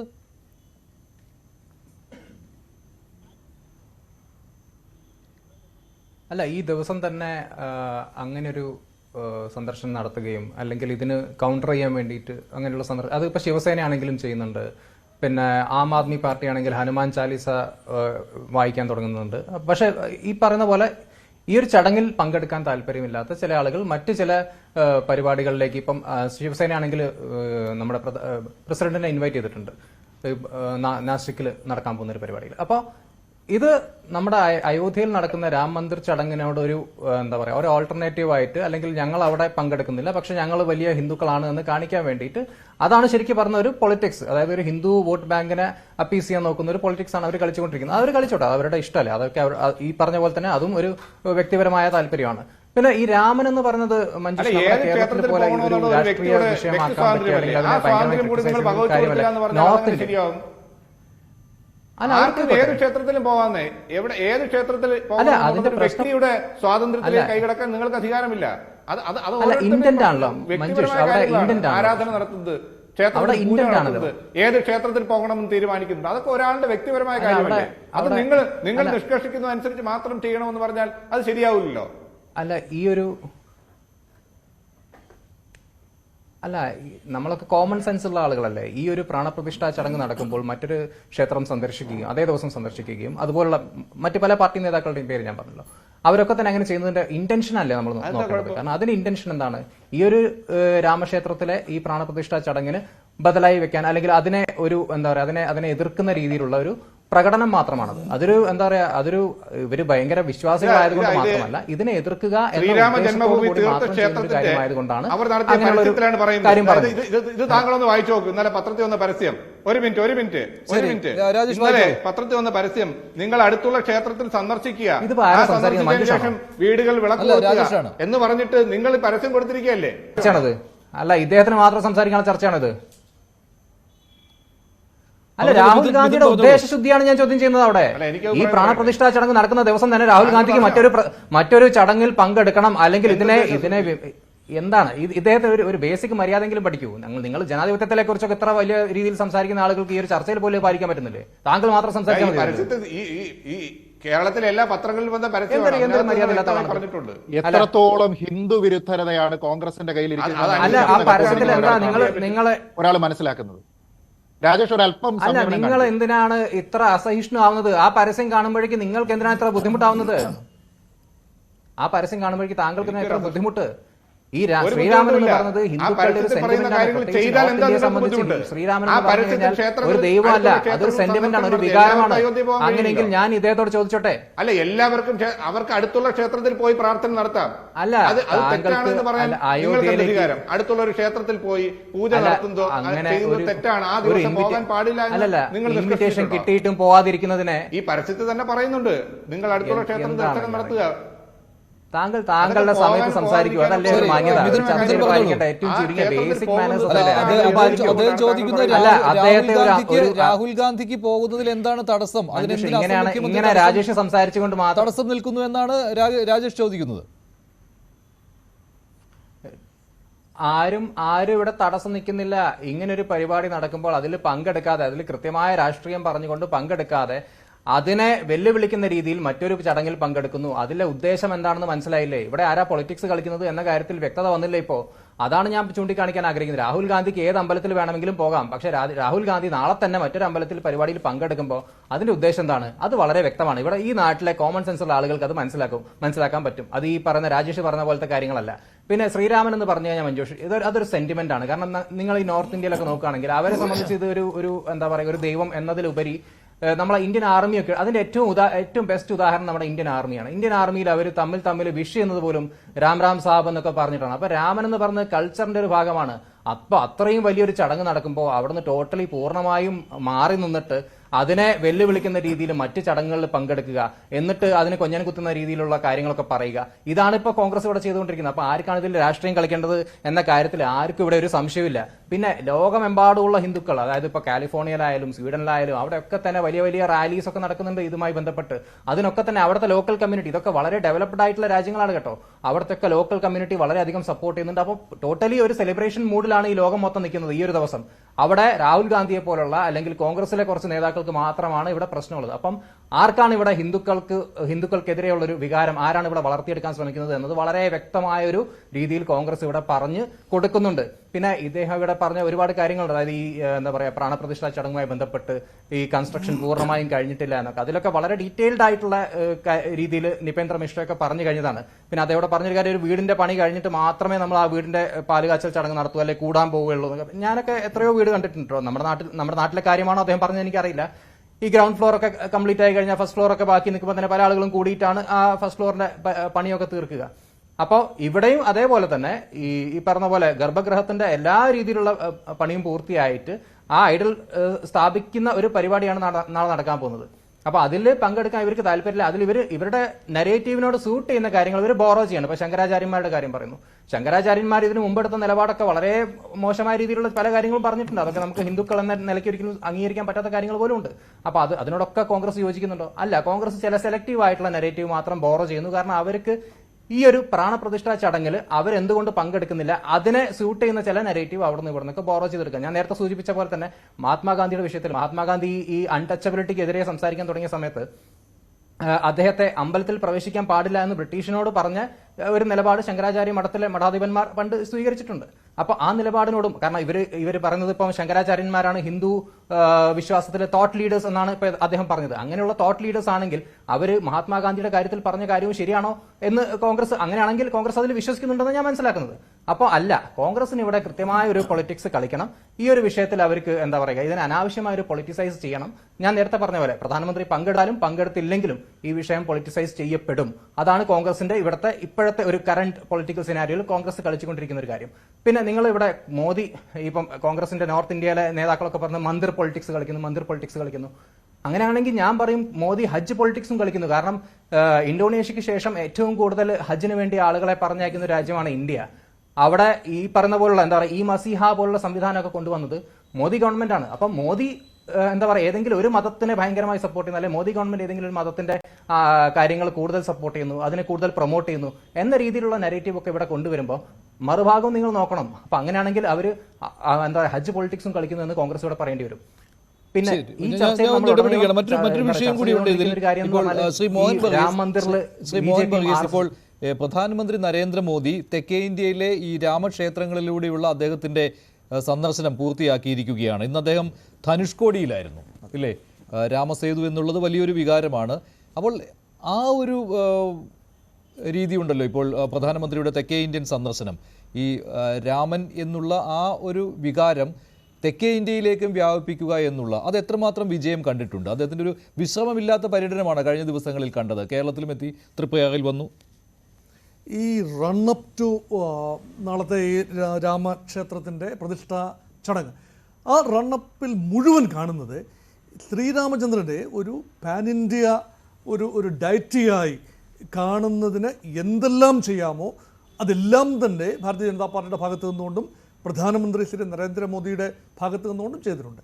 ഇവിടെ ഏറ്റവും ശ്രദ്ധേയമായ കാര്യം ദക്ഷിണേന്ത്യയിലെ 2 സംസ്ഥാനങ്ങൾ, കേരളവും തമിഴ്നാടും. ഇവിടെ ഒരുപക്ഷെ ബ്രാഹ്മണർ കേരളത്തിൽ വരുന്നതിന് മുൻപ്, തമിഴ്നാട്ടിലെത്തുന്നതിന് മുൻപ് തന്നെ, ആര്യ ആഗമനം ഉണ്ടാകുന്നതിന് മുൻപ് തന്നെ ഇവിടെ രാമാരാധന ഉണ്ടായിരുന്നു. ഇപ്പം രാമായണ കഥയുമായി ബന്ധപ്പെട്ട എത്രയോ സ്ഥലങ്ങളാണ് കേരളത്തിലും തമിഴ്നാട്ടിലുമുള്ളത്. കേരളത്തിൽ ഈ ശബരിമല എന്ന് പറഞ്ഞാൽ ശബരി ഡയറക്ഷൻ കൊടുത്തതനുസരിച്ചാണ് ശ്രീലങ്കയിലേക്കുള്ള യാത്രയിൽ ശ്രീരാമന് പോകാൻ സാധിച്ചത്. അതുപോലെ ജഡായു പാറ നമുക്കറിയാം, ജഡായു എന്നൊരു വലിയൊരു ഒരു വിനോദസഞ്ചാര കേന്ദ്രമാണ്. അപ്പം ഇതിനകത്തെ ഒരു ചരിത്രവും മിത്തും എല്ലാം ഇഴപിരിഞ്ഞ് കിടക്കുന്ന കേരളത്തിൻ്റെ ഭൂമിക. അതുപോലെ തന്നെ എവിടെ നിന്നാണ് ശ്രീരാമൻ ശ്രീലങ്കയിലേക്ക് പോയത്? അപ്പോൾ രാമേശ്വരം എന്ന സ്ഥലം. അപ്പോൾ ശ്രീരാമൻ്റെ പേരുമായും ശ്രീരാമചരിതവുമായും ബന്ധപ്പെട്ട ഏറെ സ്ഥലങ്ങളുള്ള ദക്ഷിണ ഭാരതം വേറിട്ട് ചിന്തിക്കുന്നു എന്ന ഒരു ചിന്ത ഒരു പക്ഷേ സംഘപരിവാർ കക്ഷികൾക്കുള്ളിലുണ്ട്. അതിൻ്റെ പ്രധാനപ്പെട്ട ഒരു കാര്യമെന്ന് പറയുന്നത് അങ്ങനെയെങ്കിൽ ആ സംശയങ്ങൾ ദൂരീകരിക്കണം. ഇവിടെ വളരെ ബോധപൂർവമായി കേരളത്തെ വിട്ടേക്കൂ, തമിഴ്നാടിൻ്റെ സാംസ്കാരിക പാരമ്പര്യങ്ങൾക്ക് ഒരു ദേശീയ പരിപ്രേക്ഷ്യമുണ്ട് എന്ന് സ്ഥാപിക്കുന്നതിന് ബോധപൂർവമായ ശ്രമങ്ങളുണ്ട്.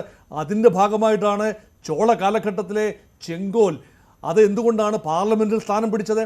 അപ്പോൾ തമിഴ്നാട് ഈ മുഖ്യധാരയിൽ നിന്നും മാറിപ്പോകരുത്, കേരള മുഖ്യധാരയിൽ നിന്ന് മാറിപ്പോകരുത്. അത് രാമക്ഷേത്രത്തിൻ്റെ കാര്യത്തിലായിക്കൊള്ളട്ടെ, പാർലമെൻറ്റിൻ്റെ പുതിയ മന്ദിരത്തിൻ്റെ സ്ഥാപനവുമായി അല്ലെങ്കിൽ ശിലാന്യാസവുമായി ബന്ധപ്പെട്ടായിക്കൊള്ളട്ടെ, ഈ ഒരു കാര്യം ഭാരതീയ ജനതാ പാർട്ടിയും BJPയും ഒരു പരിധിവരെ രാഷ്ട്രീയമായി കൂടെ കാണുകയാണ്. ഈ റാം എന്ന് ആരും തന്നെ സാധാരണഗതിയിൽ തമിഴ്നാട്ടിലോ കേരളത്തിലോ പരസ്പരം അഭിവാദ്യം ചെയ്യാറില്ല. കാരണം അവർ ശ്രീരാമനെ അംഗീകരിക്കാത്തത് കൊണ്ടല്ല, അവരുടെ കൾച്ചറിൻ്റെ ഭാഗമായി അങ്ങനെ ഒരു കാര്യം വന്നിട്ടില്ല. പക്ഷേ അത് പാൻ ഇന്ത്യ ലെവലിൽ വരുമ്പോൾ മാത്രമാണ് ഈ പറയുന്ന രാമക്ഷേത്രത്തിൻ്റെ പൂർണ്ണ ചൈതന്യം ഉണ്ടാവുക എന്ന് ഒരുപക്ഷെ വടക്കേ ഇന്ത്യയിലെ ഹൈന്ദവ വിശ്വാസികളും ഭാരതീയ ജനതാ പാർട്ടി എന്ന ദേശീയ പാർട്ടിയും അങ്ങനെ വിശ്വസിക്കുന്നു എന്ന് കരുതാനാണ് താല്പര്യം. അതുകൊണ്ടാണ് വലിയ തോതിൽ തമിഴ്നാട്ടിലേക്ക് ശ്രദ്ധ കേന്ദ്രീകരിച്ചതും. ശ്രീരാമൻ എവിടെ നിന്നാണ് അയോധ്യയിലേക്ക് തിരിച്ചെത്തിയത്? അത് ഈ രാവണ നിഗ്രഹം കഴിഞ്ഞതിന് ശേഷം തമിഴ്നാട്ടിലെത്തി അവിടെ നിന്നുമാണ് അവസാനം അയോധ്യയിലേക്ക് ചെന്ന് രാജത്വത്തിലേക്ക് പ്രവേശിച്ചത് അവിടെ നിന്നാണ്. അപ്പോൾ അതുകൊണ്ട് തമിഴ്നാടിനെ മാറ്റി നിർത്തിക്കൊണ്ട് ഒരു ശ്രീരാമചരിതം രചിക്കാനാവില്ല, അത് ആഖ്യാനം ചെയ്യാനാവില്ല, മനസ്സിലാക്കാനാവില്ല, ആവിഷ്കരിക്കാനാവില്ല, അത് ഉൾക്കൊള്ളാനാവില്ല എന്ന ഒരു ചിന്ത ഒരു വടക്കേ ഇന്ത്യയിലെ ഹിന്ദുക്കൾക്കുണ്ട്. അതിനെ റെപ്രസെന്റ് ചെയ്യുന്നതിന് ഒരു പൊളിറ്റിക്കൽ നറേറ്റീവ് കൂടിയാണ് ഇപ്പോൾ കാണുന്നത്. തത്സമയ ദൃശ്യങ്ങളാണ്, അയോധ്യയിൽ നിന്നുള്ള തത്സമയ ദൃശ്യങ്ങളാണ് കാണുന്നത്. ഇപ്പോൾ പ്രകാശ സംവിധാനത്തിൽ ദീപാലങ്കാരങ്ങളിൽ കുളിച്ചു നിൽക്കുന്ന അയോധ്യ. നാളെ ഇവിടെയാണ് പ്രാൺ പ്രതിഷ്ഠ നടക്കാൻ പോകുന്നത്. അതുപോലെ തന്നെ ശ്രീ മോഹൻ വർഗീസ്, ഇപ്പോൾ ഈ ദക്ഷിണേന്ത്യയിലേക്കും ഈ ഒരു രാമൻ്റെ പ്രഭാവം അത് കാണിക്കുന്നതിന് വേണ്ടിയുള്ള പ്രധാനമന്ത്രിയുടെ സന്ദർശനം, തെക്കേ ഇന്ത്യൻ സന്ദർശനം, അതാണ് ഇന്ന് പൂർത്തിയായിട്ടുള്ളത്.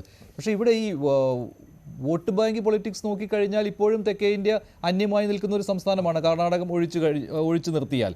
അപ്പോൾ ആ ഒരു വലിയൊരു പ്രഭാവം ഇതുവഴി ഈ അയോധ്യ വഴി തെക്കേ ഇന്ത്യയിലേക്ക് ഉണ്ടാകുമെന്ന് കരുതാൻ വയ്യല്ലോ എന്തായാലും. പക്ഷേ വടക്കേ ഇന്ത്യയിൽ കൂടുതൽ ശക്തമായിട്ട് ഇപ്പോൾ തന്നെ അതിൻ്റെ ഒരു സാച്ചുറേഷൻ പോയിന്റ് എന്നൊക്കെ പറയും. പക്ഷേ അവിടെ ഈ കോൺഗ്രസ് കാണിച്ചിരിക്കുന്നത് മണ്ടത്തരമാണോ അല്ലയോ, ആ ഒരു ചർച്ച വരും ദിവസങ്ങളിലും ഉണ്ടാകും. ഇവിടെ തെക്കേ ഇന്ത്യയെ പൊതുവെ ഭരിക്കുന്നത്, പ്രത്യേകിച്ചും തമിഴകമെന്ന് പറയുന്ന തമിഴ്നാടിനെയും കേരളത്തിലെയും പ്രത്യേകിച്ച് തമിഴ്നാടിനെ ഭരിക്കുന്ന ഒരു പൊതുവികാരമെന്ന് പറയുന്നത് ഒരു ദ്രാവിഡ സ്വത്വമാണ്.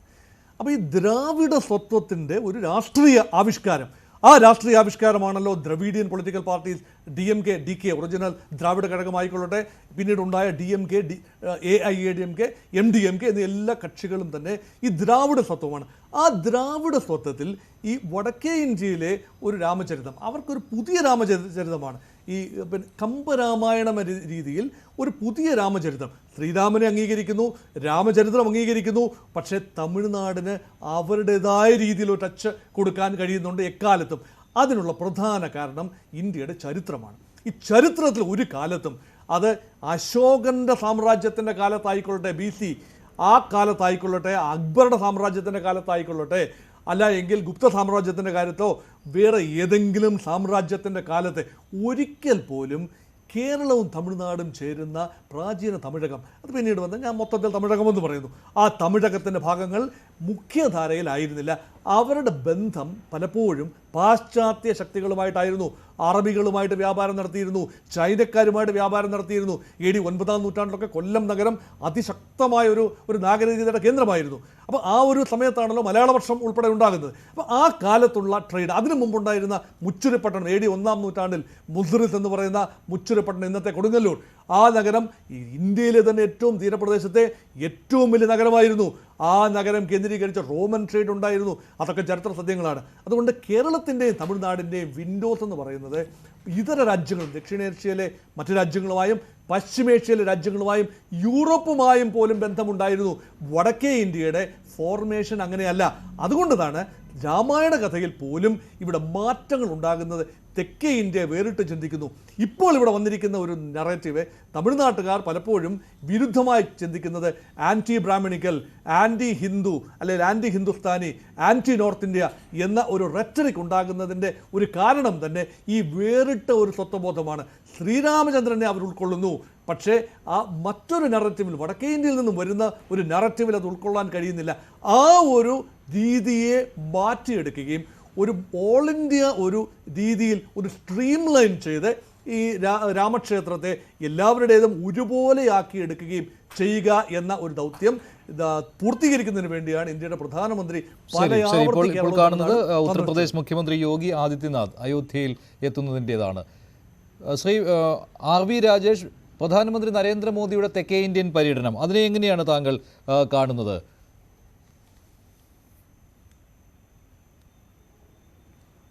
അല്ല, പ്രധാനമന്ത്രിക്ക് കഴിഞ്ഞ കുറേ ദിവസങ്ങളായി അദ്ദേഹം തെക്കേ ഇന്ത്യയിലും കേരളത്തിലും ഒക്കെ ഉള്ള പര്യടനം നടത്തിക്കൊണ്ടിരിക്കുകയാണ്. അത് തെരഞ്ഞെടുപ്പിന്റെ കൂടി ഭാഗമാണ്. അദ്ദേഹം ക്ഷേത്ര ദർശനങ്ങൾ നടത്തുന്നു, ഗുരുവായൂർ ദർശനം നടത്തി. അതിലൊക്കെ ഒരു പ്രധാനമന്ത്രി വരുന്നത് നല്ല കാര്യമാണ്, അതിനൊന്നും ആരും തെറ്റു പറയുന്നില്ല. അതൊരു പക്ഷേ നമ്മളിപ്പോൾ ആലോചിക്കുന്നത് ഒരു ഭക്തിയുടെ മാത്രം ഒരു മാർഗത്തിലൂടെ അല്ല അത് അതിൽ വ്യക്തമായ രാഷ്ട്രീയം കൂടിയുണ്ട്. അത് നമുക്കെല്ലാം അറിയാവുന്ന കാര്യമാണ്. അത്തരം രാഷ്ട്രീയം അത് സ്വാഭാവികമായും ഒരു പ്രധാനമന്ത്രി സ്ഥാനത്തിരിക്കുന്ന ആൾ ഒരു തെരഞ്ഞെടുപ്പ് വരുമ്പോൾ അപ്പോൾ ഇത്ര കാലം ഇല്ലാത്ത രീതിയിലേക്ക് അദ്ദേഹം കൂടുതൽ ക്ഷേത്രങ്ങളിലേക്ക് ദർശനം നടത്തുക, അല്ലെങ്കിൽ ആ ക്ഷേത്രങ്ങളിൽ പോവുക എന്നുള്ളതൊക്കെ ആ ഭക്തിയുടെ പേരിൽ ഏതെങ്കിലും രീതിയിലുള്ള വോട്ടുകൾ ഏകീകരിക്കാൻ കഴിയുമെങ്കിൽ അതുകൂടി ആകട്ടെ എന്നുള്ളൊരു ചിന്തയാണ്. അതിനെയൊന്നും നമ്മൾ വിമർശിച്ചിട്ടോ അല്ലെങ്കിൽ തെറ്റു പറഞ്ഞിട്ടോ ഒക്കെ കാര്യമില്ല. അത്തരം ഗിമ്മിക്കുകളൊക്കെ നമ്മൾ രാഷ്ട്രീയത്തിൽ സാധാരണഗതിയിൽ കാണുകയാണ്. അത്തരം രീതിയിലേക്ക് ഭക്തി കൊണ്ടായാലും അല്ലാതെയായാലും ആർക്കും, പ്രധാനമന്ത്രിക്കല്ല സാധാരണ ആളുകൾക്കും ക്ഷേത്ര ദർശനം നടത്താൻ കഴിയും, അല്ലെങ്കിൽ ഏത് ആരാധനാലയത്തിൽ പോകാൻ കഴിയും. അത് പോകട്ടെ, ആ കാര്യത്തിലൊന്നും ആരാ എതിർക്കുന്നത്? പിന്നെ ഇവിടെ പറയുന്നത് രാഹുൽ ഗാന്ധി അന്നേ ദിവസം ഏതെങ്കിലും ക്ഷേത്ര ദർശനം നടത്തിയാൽ അത് വലിയ തെറ്റാണ് എന്നുള്ളത്. ഞാനിപ്പോൾ നേരത്തെ പറഞ്ഞപ്പോൾ തന്നെ സൂചിപ്പിച്ചു. നിങ്ങളൊരു കാര്യം ആലോചിക്കേണ്ടത്, ഇവിടെ ശ്രീരാമ നിർമ്മാൺ കാര്യശാലയുടെ പരസ്യത്തിൽ വളരെ വ്യക്തമായി പറയുന്നുണ്ട്, അന്നേ ദിവസം നിങ്ങൾ അടുത്തുള്ള ക്ഷേത്രത്തിൽ ഒരുമിച്ച് ദർശനം നടത്തി രാമസങ്കീർത്തനം നടത്തുക. നിങ്ങൾ ആ ക്ഷേത്രത്തിൽ LED TV വെച്ച് അവിടെ അയോധ്യയിൽ നടക്കുന്ന ആ പ്രതിഷ്ഠാ ചടങ്ങുകൾ തത്സമയം സംരക്ഷണം ചെയ്യുക. നിങ്ങൾ അവിടെ പ്രസാദ വിതരണം നടത്തുക. അപ്പൊ ഇതൊക്കെ പറഞ്ഞിട്ടാണ്. ഒരു തെറ്റുമില്ല. അതേ ദിവസം രാഹുൽ ഗാന്ധി ക്ഷേത്ര ദർശനം നടത്തിയാൽ അത് തെറ്റാണ്.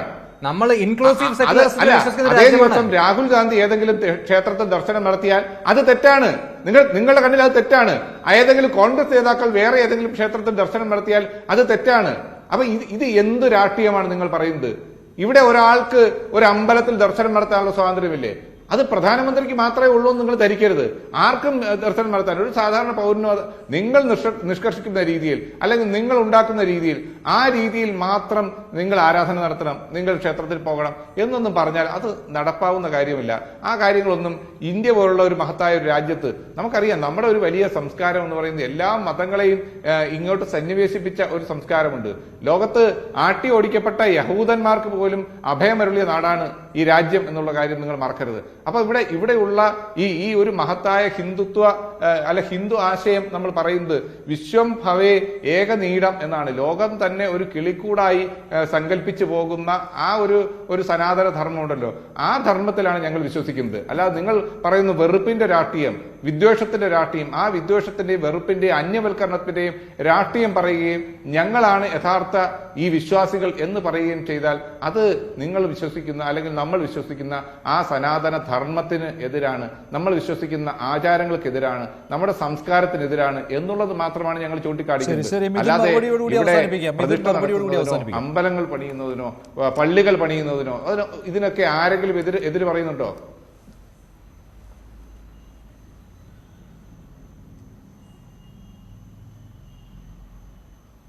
ഇതിന് മറുപടി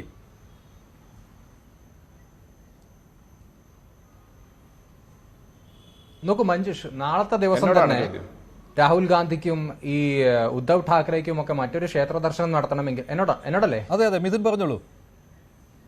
ഹലോ, എന്നോടല്ലേ ഇത് ചോദ്യം? അപ്പൊ ഞാൻ പറഞ്ഞത് നാളത്തെ ദിവസം തന്നെ തെരഞ്ഞെടുത്ത് രാഹുൽ ഗാന്ധിയും ഉദ്ധവ് ഠാക്കറെ പോലുള്ള ആളുകളുമൊക്കെ ക്ഷേത്ര ദർശനം നടത്തുന്നുണ്ട്. അതിലേക്ക് നമ്മുടെ പ്രസിഡന്റിനെയൊക്കെ ഉദ്ധവ് ഠാക്കറെ ഇൻവൈറ്റ് ചെയ്തിട്ടുണ്ട്. താങ്കൾ ഇവിടെ വരൂ, ഇവിടെ കുറച്ചുകൂടെ നല്ല സ്വീകരണം കിട്ടും എന്ന രീതിയിലൊക്കെ. അപ്പോൾ അതിന്റെ ഉദ്ദേശം എന്താണെന്ന് മനസ്സിലാക്കാൻ അരിയാഹാരം കഴിക്കുന്ന ഏതൊരാൾക്കും മനസ്സിലാകുമെന്ന കാര്യം ഈ കോൺഗ്രസ് പ്രതിനിധിക്ക് മനസ്സിലാവുന്നില്ലേ? രാഹുൽ ഗാന്ധി എന്തുകൊണ്ട് ഇന്ന് പോകുന്നില്ല, എന്തുകൊണ്ട് നാളെ കഴിഞ്ഞു പോകുന്നില്ല? നാളത്തെ ദിവസം തന്നെ അദ്ദേഹത്തിന് പോകണം. അപ്പൊ അതൊരു പൊളിറ്റിക്കൽ മെസ്സേജാണ് അദ്ദേഹം കൊടുക്കുന്നത്. കാരണം അവിടെ ഒരു പൊളിറ്റിക്കൽ ആ ഒരു വിഷയത്തെ പൂർണ്ണമായും പൊളിറ്റിസൈസ് ചെയ്യുക. കാരണം രാമക്ഷേത്രത്തിൽ ഞങ്ങൾ പോകില്ല, അതാണ് അവരുടെ ഏറ്റവും വലിയ പ്രശ്നം. കാരണം അവിടെ പ്രധാനമന്ത്രി പങ്കെടുക്കുന്നു. നേരത്തെ ശ്രീജിത്ത് സൂചിപ്പിച്ച പോലെ തന്നെ ഇവിടെ ഉയർന്നു വരുന്ന ഒരു വിഷയം എന്താ വെച്ചാൽ പ്രാണപ്രതിഷ്ഠാ ചടങ്ങിൽ പ്രധാനമന്ത്രി പങ്കെടുക്കുന്നു, പ്രധാനമന്ത്രി തന്നെ ആ ചടങ്ങ് നടത്തുന്നു എന്ന രീതിയിലാണ് ഇവരൊക്കെ അത് പറഞ്ഞുകൊണ്ടിരിക്കുന്നത്. പ്രധാനമന്ത്രി അതിലൊരു ഇൻവൈറ്റ് ചെയ്യപ്പെട്ട വ്യക്തിയാണ്. അതിൽ 121 പണ്ഡിത ശ്രേഷ്ഠന്മാരടങ്ങുന്ന ഈ പറഞ്ഞ പോലെ ലക്ഷ്മികാന്ത് മധുരനാഥ് ദീക്ഷിത് അദ്ദേഹമാണ് അതിന്റെ ആ ഒരു പണ്ഡിത ശ്രേഷ്ഠന്മാരെ ലീഡ് ചെയ്യുന്നത്. അപ്പൊ അങ്ങനെ ഒരു ചടങ്ങിൽ പ്രധാനമന്ത്രി പങ്കെടുത്തു കഴിഞ്ഞാൽ അതെങ്ങനെയാണ് ഇവർക്കൊരു പ്രശ്നമായി മാറുന്നത്? മാത്രമല്ല ഒരു ട്രസ്റ്റ് നടത്തുന്ന പരിപാടിയാണ്, അതിൽ ഇവർ പങ്കെടുക്കുന്നില്ല. ഈ സോംനാഥ് ക്ഷേത്രമായിട്ടാണ് പലപ്പോഴും നമ്മൾ ഇതിനെ കമ്പയർ ചെയ്യുന്നത്. സോംനാഥ് ക്ഷേത്രത്തിന്റെ ഒരു ഹിസ്റ്ററി അല്ലെങ്കിൽ അതിൽ ഇൻവൈറ്റ് ചെയ്യപ്പെട്ട ഒരു രീതി നിങ്ങൾ എടുത്തു നോക്കുകയാണെങ്കിൽ അത് കൃത്യമായ ഒരു സ്റ്റേറ്റ് സ്പോൺസേർഡ് പരിപാടിയായിരുന്നു. കാരണം അതിൽ നെഹ്റു ക്യാബിനറ്റിലെ മന്ത്രിമാരായിരുന്നു ഇൻവിറ്റേഷനൊക്കെ അയക്കുന്നത്. ഇവിടെ ട്രസ്റ്റ് അല്ല ഇൻവൈറ്റ് ചെയ്യുന്നത്. ഈ ട്രസ്റ്റ് ഇൻവൈറ്റ് ചെയ്യുമ്പോൾ നിങ്ങൾക്ക് ആ പരിപാടിയിൽ പങ്കെടുക്കാൻ താല്പര്യമില്ല. കാരണം അതിൽ പങ്കെടുത്തു കഴിഞ്ഞാൽ നിങ്ങൾ എന്താ പറയുക, നിങ്ങൾക്ക് അവിടെ ഒരു എന്താ പറയുക, നിങ്ങൾ ക്രിട്ടിസൈസ് ചെയ്യപ്പെടും, വലിയ രീതിയിൽ വിമർശിക്കപ്പെടും. കാരണം ഇവിടുത്തെ മൈനോറിറ്റീസിനെ നിങ്ങൾക്ക് എപ്പോഴും സാറ്റിസ്ഫൈ ചെയ്തുകൊണ്ടിരിക്കണം. കാരണം അവരാണല്ലോ നിങ്ങളുടെ വോട്ട് ബാങ്ക്. കാരണം നിങ്ങളുടെ വോട്ട് ബാങ്കിനെ നിങ്ങൾക്ക് സാറ്റിസ്ഫൈ ചെയ്യാൻ പറ്റില്ല, കാരണം അവർ വലിയ രീതിയിലൊരു പ്രശ്നം ഉണ്ടാക്കും എന്ന കാര്യം മനസ്സിലാക്കി മാത്രമാണ് കോൺഗ്രസ് ഇന്ന് വിട്ടു നിൽക്കുന്നത്. അപ്പൊ ഇവിടെ എന്ത് ന്യായീകരണം പറഞ്ഞാലും നിങ്ങൾ ശങ്കരാചാര്യന്മാരെ കോട്ട് ചെയ്യുന്നു, നിങ്ങൾ പല സമയത്തായി പല കാര്യങ്ങൾ പറയുന്നു, ചിലപ്പോൾ പറയുന്നു കൺസ്ട്രക്ഷൻ കഴിഞ്ഞിട്ടില്ല എന്ന്. അതിനൊക്കെ തന്നെ കൃത്യമായ വിശദീകരണം ഇവിടെ കിട്ടിക്കഴിഞ്ഞിട്ടുണ്ട്. എന്നാൽ പോലും നിങ്ങൾ അതിലൊരു പൊളിറ്റിക്കൽ സ്റ്റാൻഡ് എടുത്തുകൊണ്ട് ഇതിനെ പൂർണ്ണമായി എന്താ പറയുക ഒരു ക്രിട്ടിസൈസ് ചെയ്യുന്ന രീതിയിൽ നിങ്ങൾ പോയിക്കൊണ്ടിരിക്കുകയാണ്. കാരണം നിങ്ങൾക്ക് ഇവിടെ മെയിൻ ആയിട്ട് വേണ്ടത് പൊളിറ്റിക്സ് ആണ്. നിങ്ങൾക്ക് ഇവിടെ ഈ ഹിന്ദു മതവികാരത്തെ നിങ്ങൾ മാനിക്കുന്നില്ല. നിങ്ങൾ ഒരു ഇൻക്ലൂസീവ് സെക്യുലറിസത്തിൽ വിശ്വസിക്കുന്ന ആളുകളാണെങ്കിൽ ഏറ്റവും ചുരുങ്ങിയത് നിങ്ങളെ ഒരു റെപ്രസെന്റേഷൻ എങ്കിലും നിങ്ങൾ അങ്ങോട്ട് അയക്കുമായിരുന്നു. ഇനി സോണിയാഗാന്ധി പങ്കെടുത്തില്ല, രാഹുൽ ഗാന്ധി പങ്കെടുത്തില്ലെങ്കിലും കോൺഗ്രസിന്റെ ഒരു റെപ്രസെന്റേഷൻ ആ പരിപാടിയിലേക്ക് പോകുമായിരുന്നു. അതുപോലും ചെയ്തിട്ടില്ല. കാരണം നിങ്ങൾക്ക് ഇവിടെ പൊളിറ്റിക്സ് കളിക്കണം എന്ന ഒരു മെസ്സേജ് നിങ്ങൾ വളരെ ക്ലിയർ ആയി കൊടുത്തുകൊണ്ടിരിക്കുകയാണ്. ഇതിനുള്ള ഒരു കോൺസിക്വൻസ് നിങ്ങൾ അനുഭവിക്കാൻ പോകുന്നത് ഈ വരാൻ പോകുന്ന ഇലക്ഷനിലാണ്. കാരണം അത് നോർത്ത് ഇന്ത്യയിലെ ഹിന്ദു സെന്റിമെന്റിനെ വലിയ രീതിയിൽ ബാധിച്ചു കഴിഞ്ഞു. കോൺഗ്രസ് ഒരു ആന്റി ഹിന്ദു പാർട്ടിയാണെന്ന കാര്യത്തിൽ ഒരു വളരെ ക്ലിയർ ആയ ഒരു മെസ്സേജ് നമുക്ക് വരാൻ പോകുന്ന ഇലക്ഷനിൽ എന്തായാലും കാണാൻ പറ്റുന്ന ഒരു കാര്യം തന്നെയാണ്. നിങ്ങൾ നാളെ അല്ലല്ലോ നടത്തുന്നത്. അവിടെ പോയി കഴിഞ്ഞ് വന്നു ഈ പ്രാണപ്രതിഷ്ഠാ ചടങ്ങിൽ പങ്കെടുക്കാൻ എന്താ അത്ര ബുദ്ധിമുട്ട്? പ്രാണപ്രതിഷ്ഠാ ചടങ്ങ് എന്തുകൊണ്ടാണ് നിങ്ങൾക്ക് ഇത്ര ബുദ്ധിമുട്ടാവുന്ന ഒരു വിഷയമാണ്? അതൊന്ന് പറയാം. പ്രാണപ്രതിഷ്ഠാ ചടങ്ങ് എന്തുകൊണ്ടാണ് നിങ്ങൾക്ക് ഇത്ര ഒരു വലിയ വിഷയമായി മാറിയത്? പ്രാണപ്രതിഷ്ഠാ ചടങ്ങ് എന്തുകൊണ്ടാണ് അതിൽ പല ഭാഗത്തും എല്ലാ ജനങ്ങളെയും ഉൾക്കൊള്ളിച്ചുകൊണ്ട് പങ്കെടുക്കാൻ കഴിയുമോ? അത് ഓരോ വിശ്വാസിക്കും ഇഷ്ടമുള്ള സമയത്താണ് ക്ഷേത്രം അത്ര സ്ക്വയർ ഏരിയ ഉണ്ട് അവിടെ. അല്ല, ഇന്ത്യയിലെ ഓരോ വിശ്വാസിയും ഇന്ത്യയിലെ എല്ലാ ആളുകളെയും കൊണ്ടുവന്ന് ശ്രീ മിഥുൻ വിജയകുമാർ, ശ്രീ RV രാജേഷ്, ശ്രീ മോഹൻ വർഗീസ്, ശ്രീ ശ്രീജിത്ത് പണിക്കർ പോയിന്റ് ഡിബേറ്റിൽ പങ്കെടുത്തതിന്.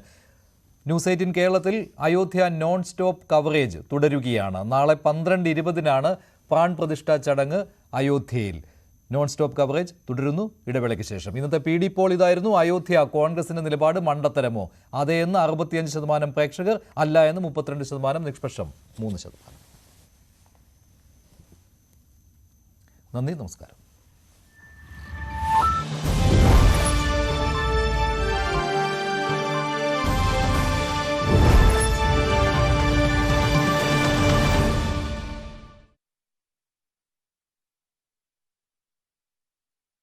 ഈ പരിപാടി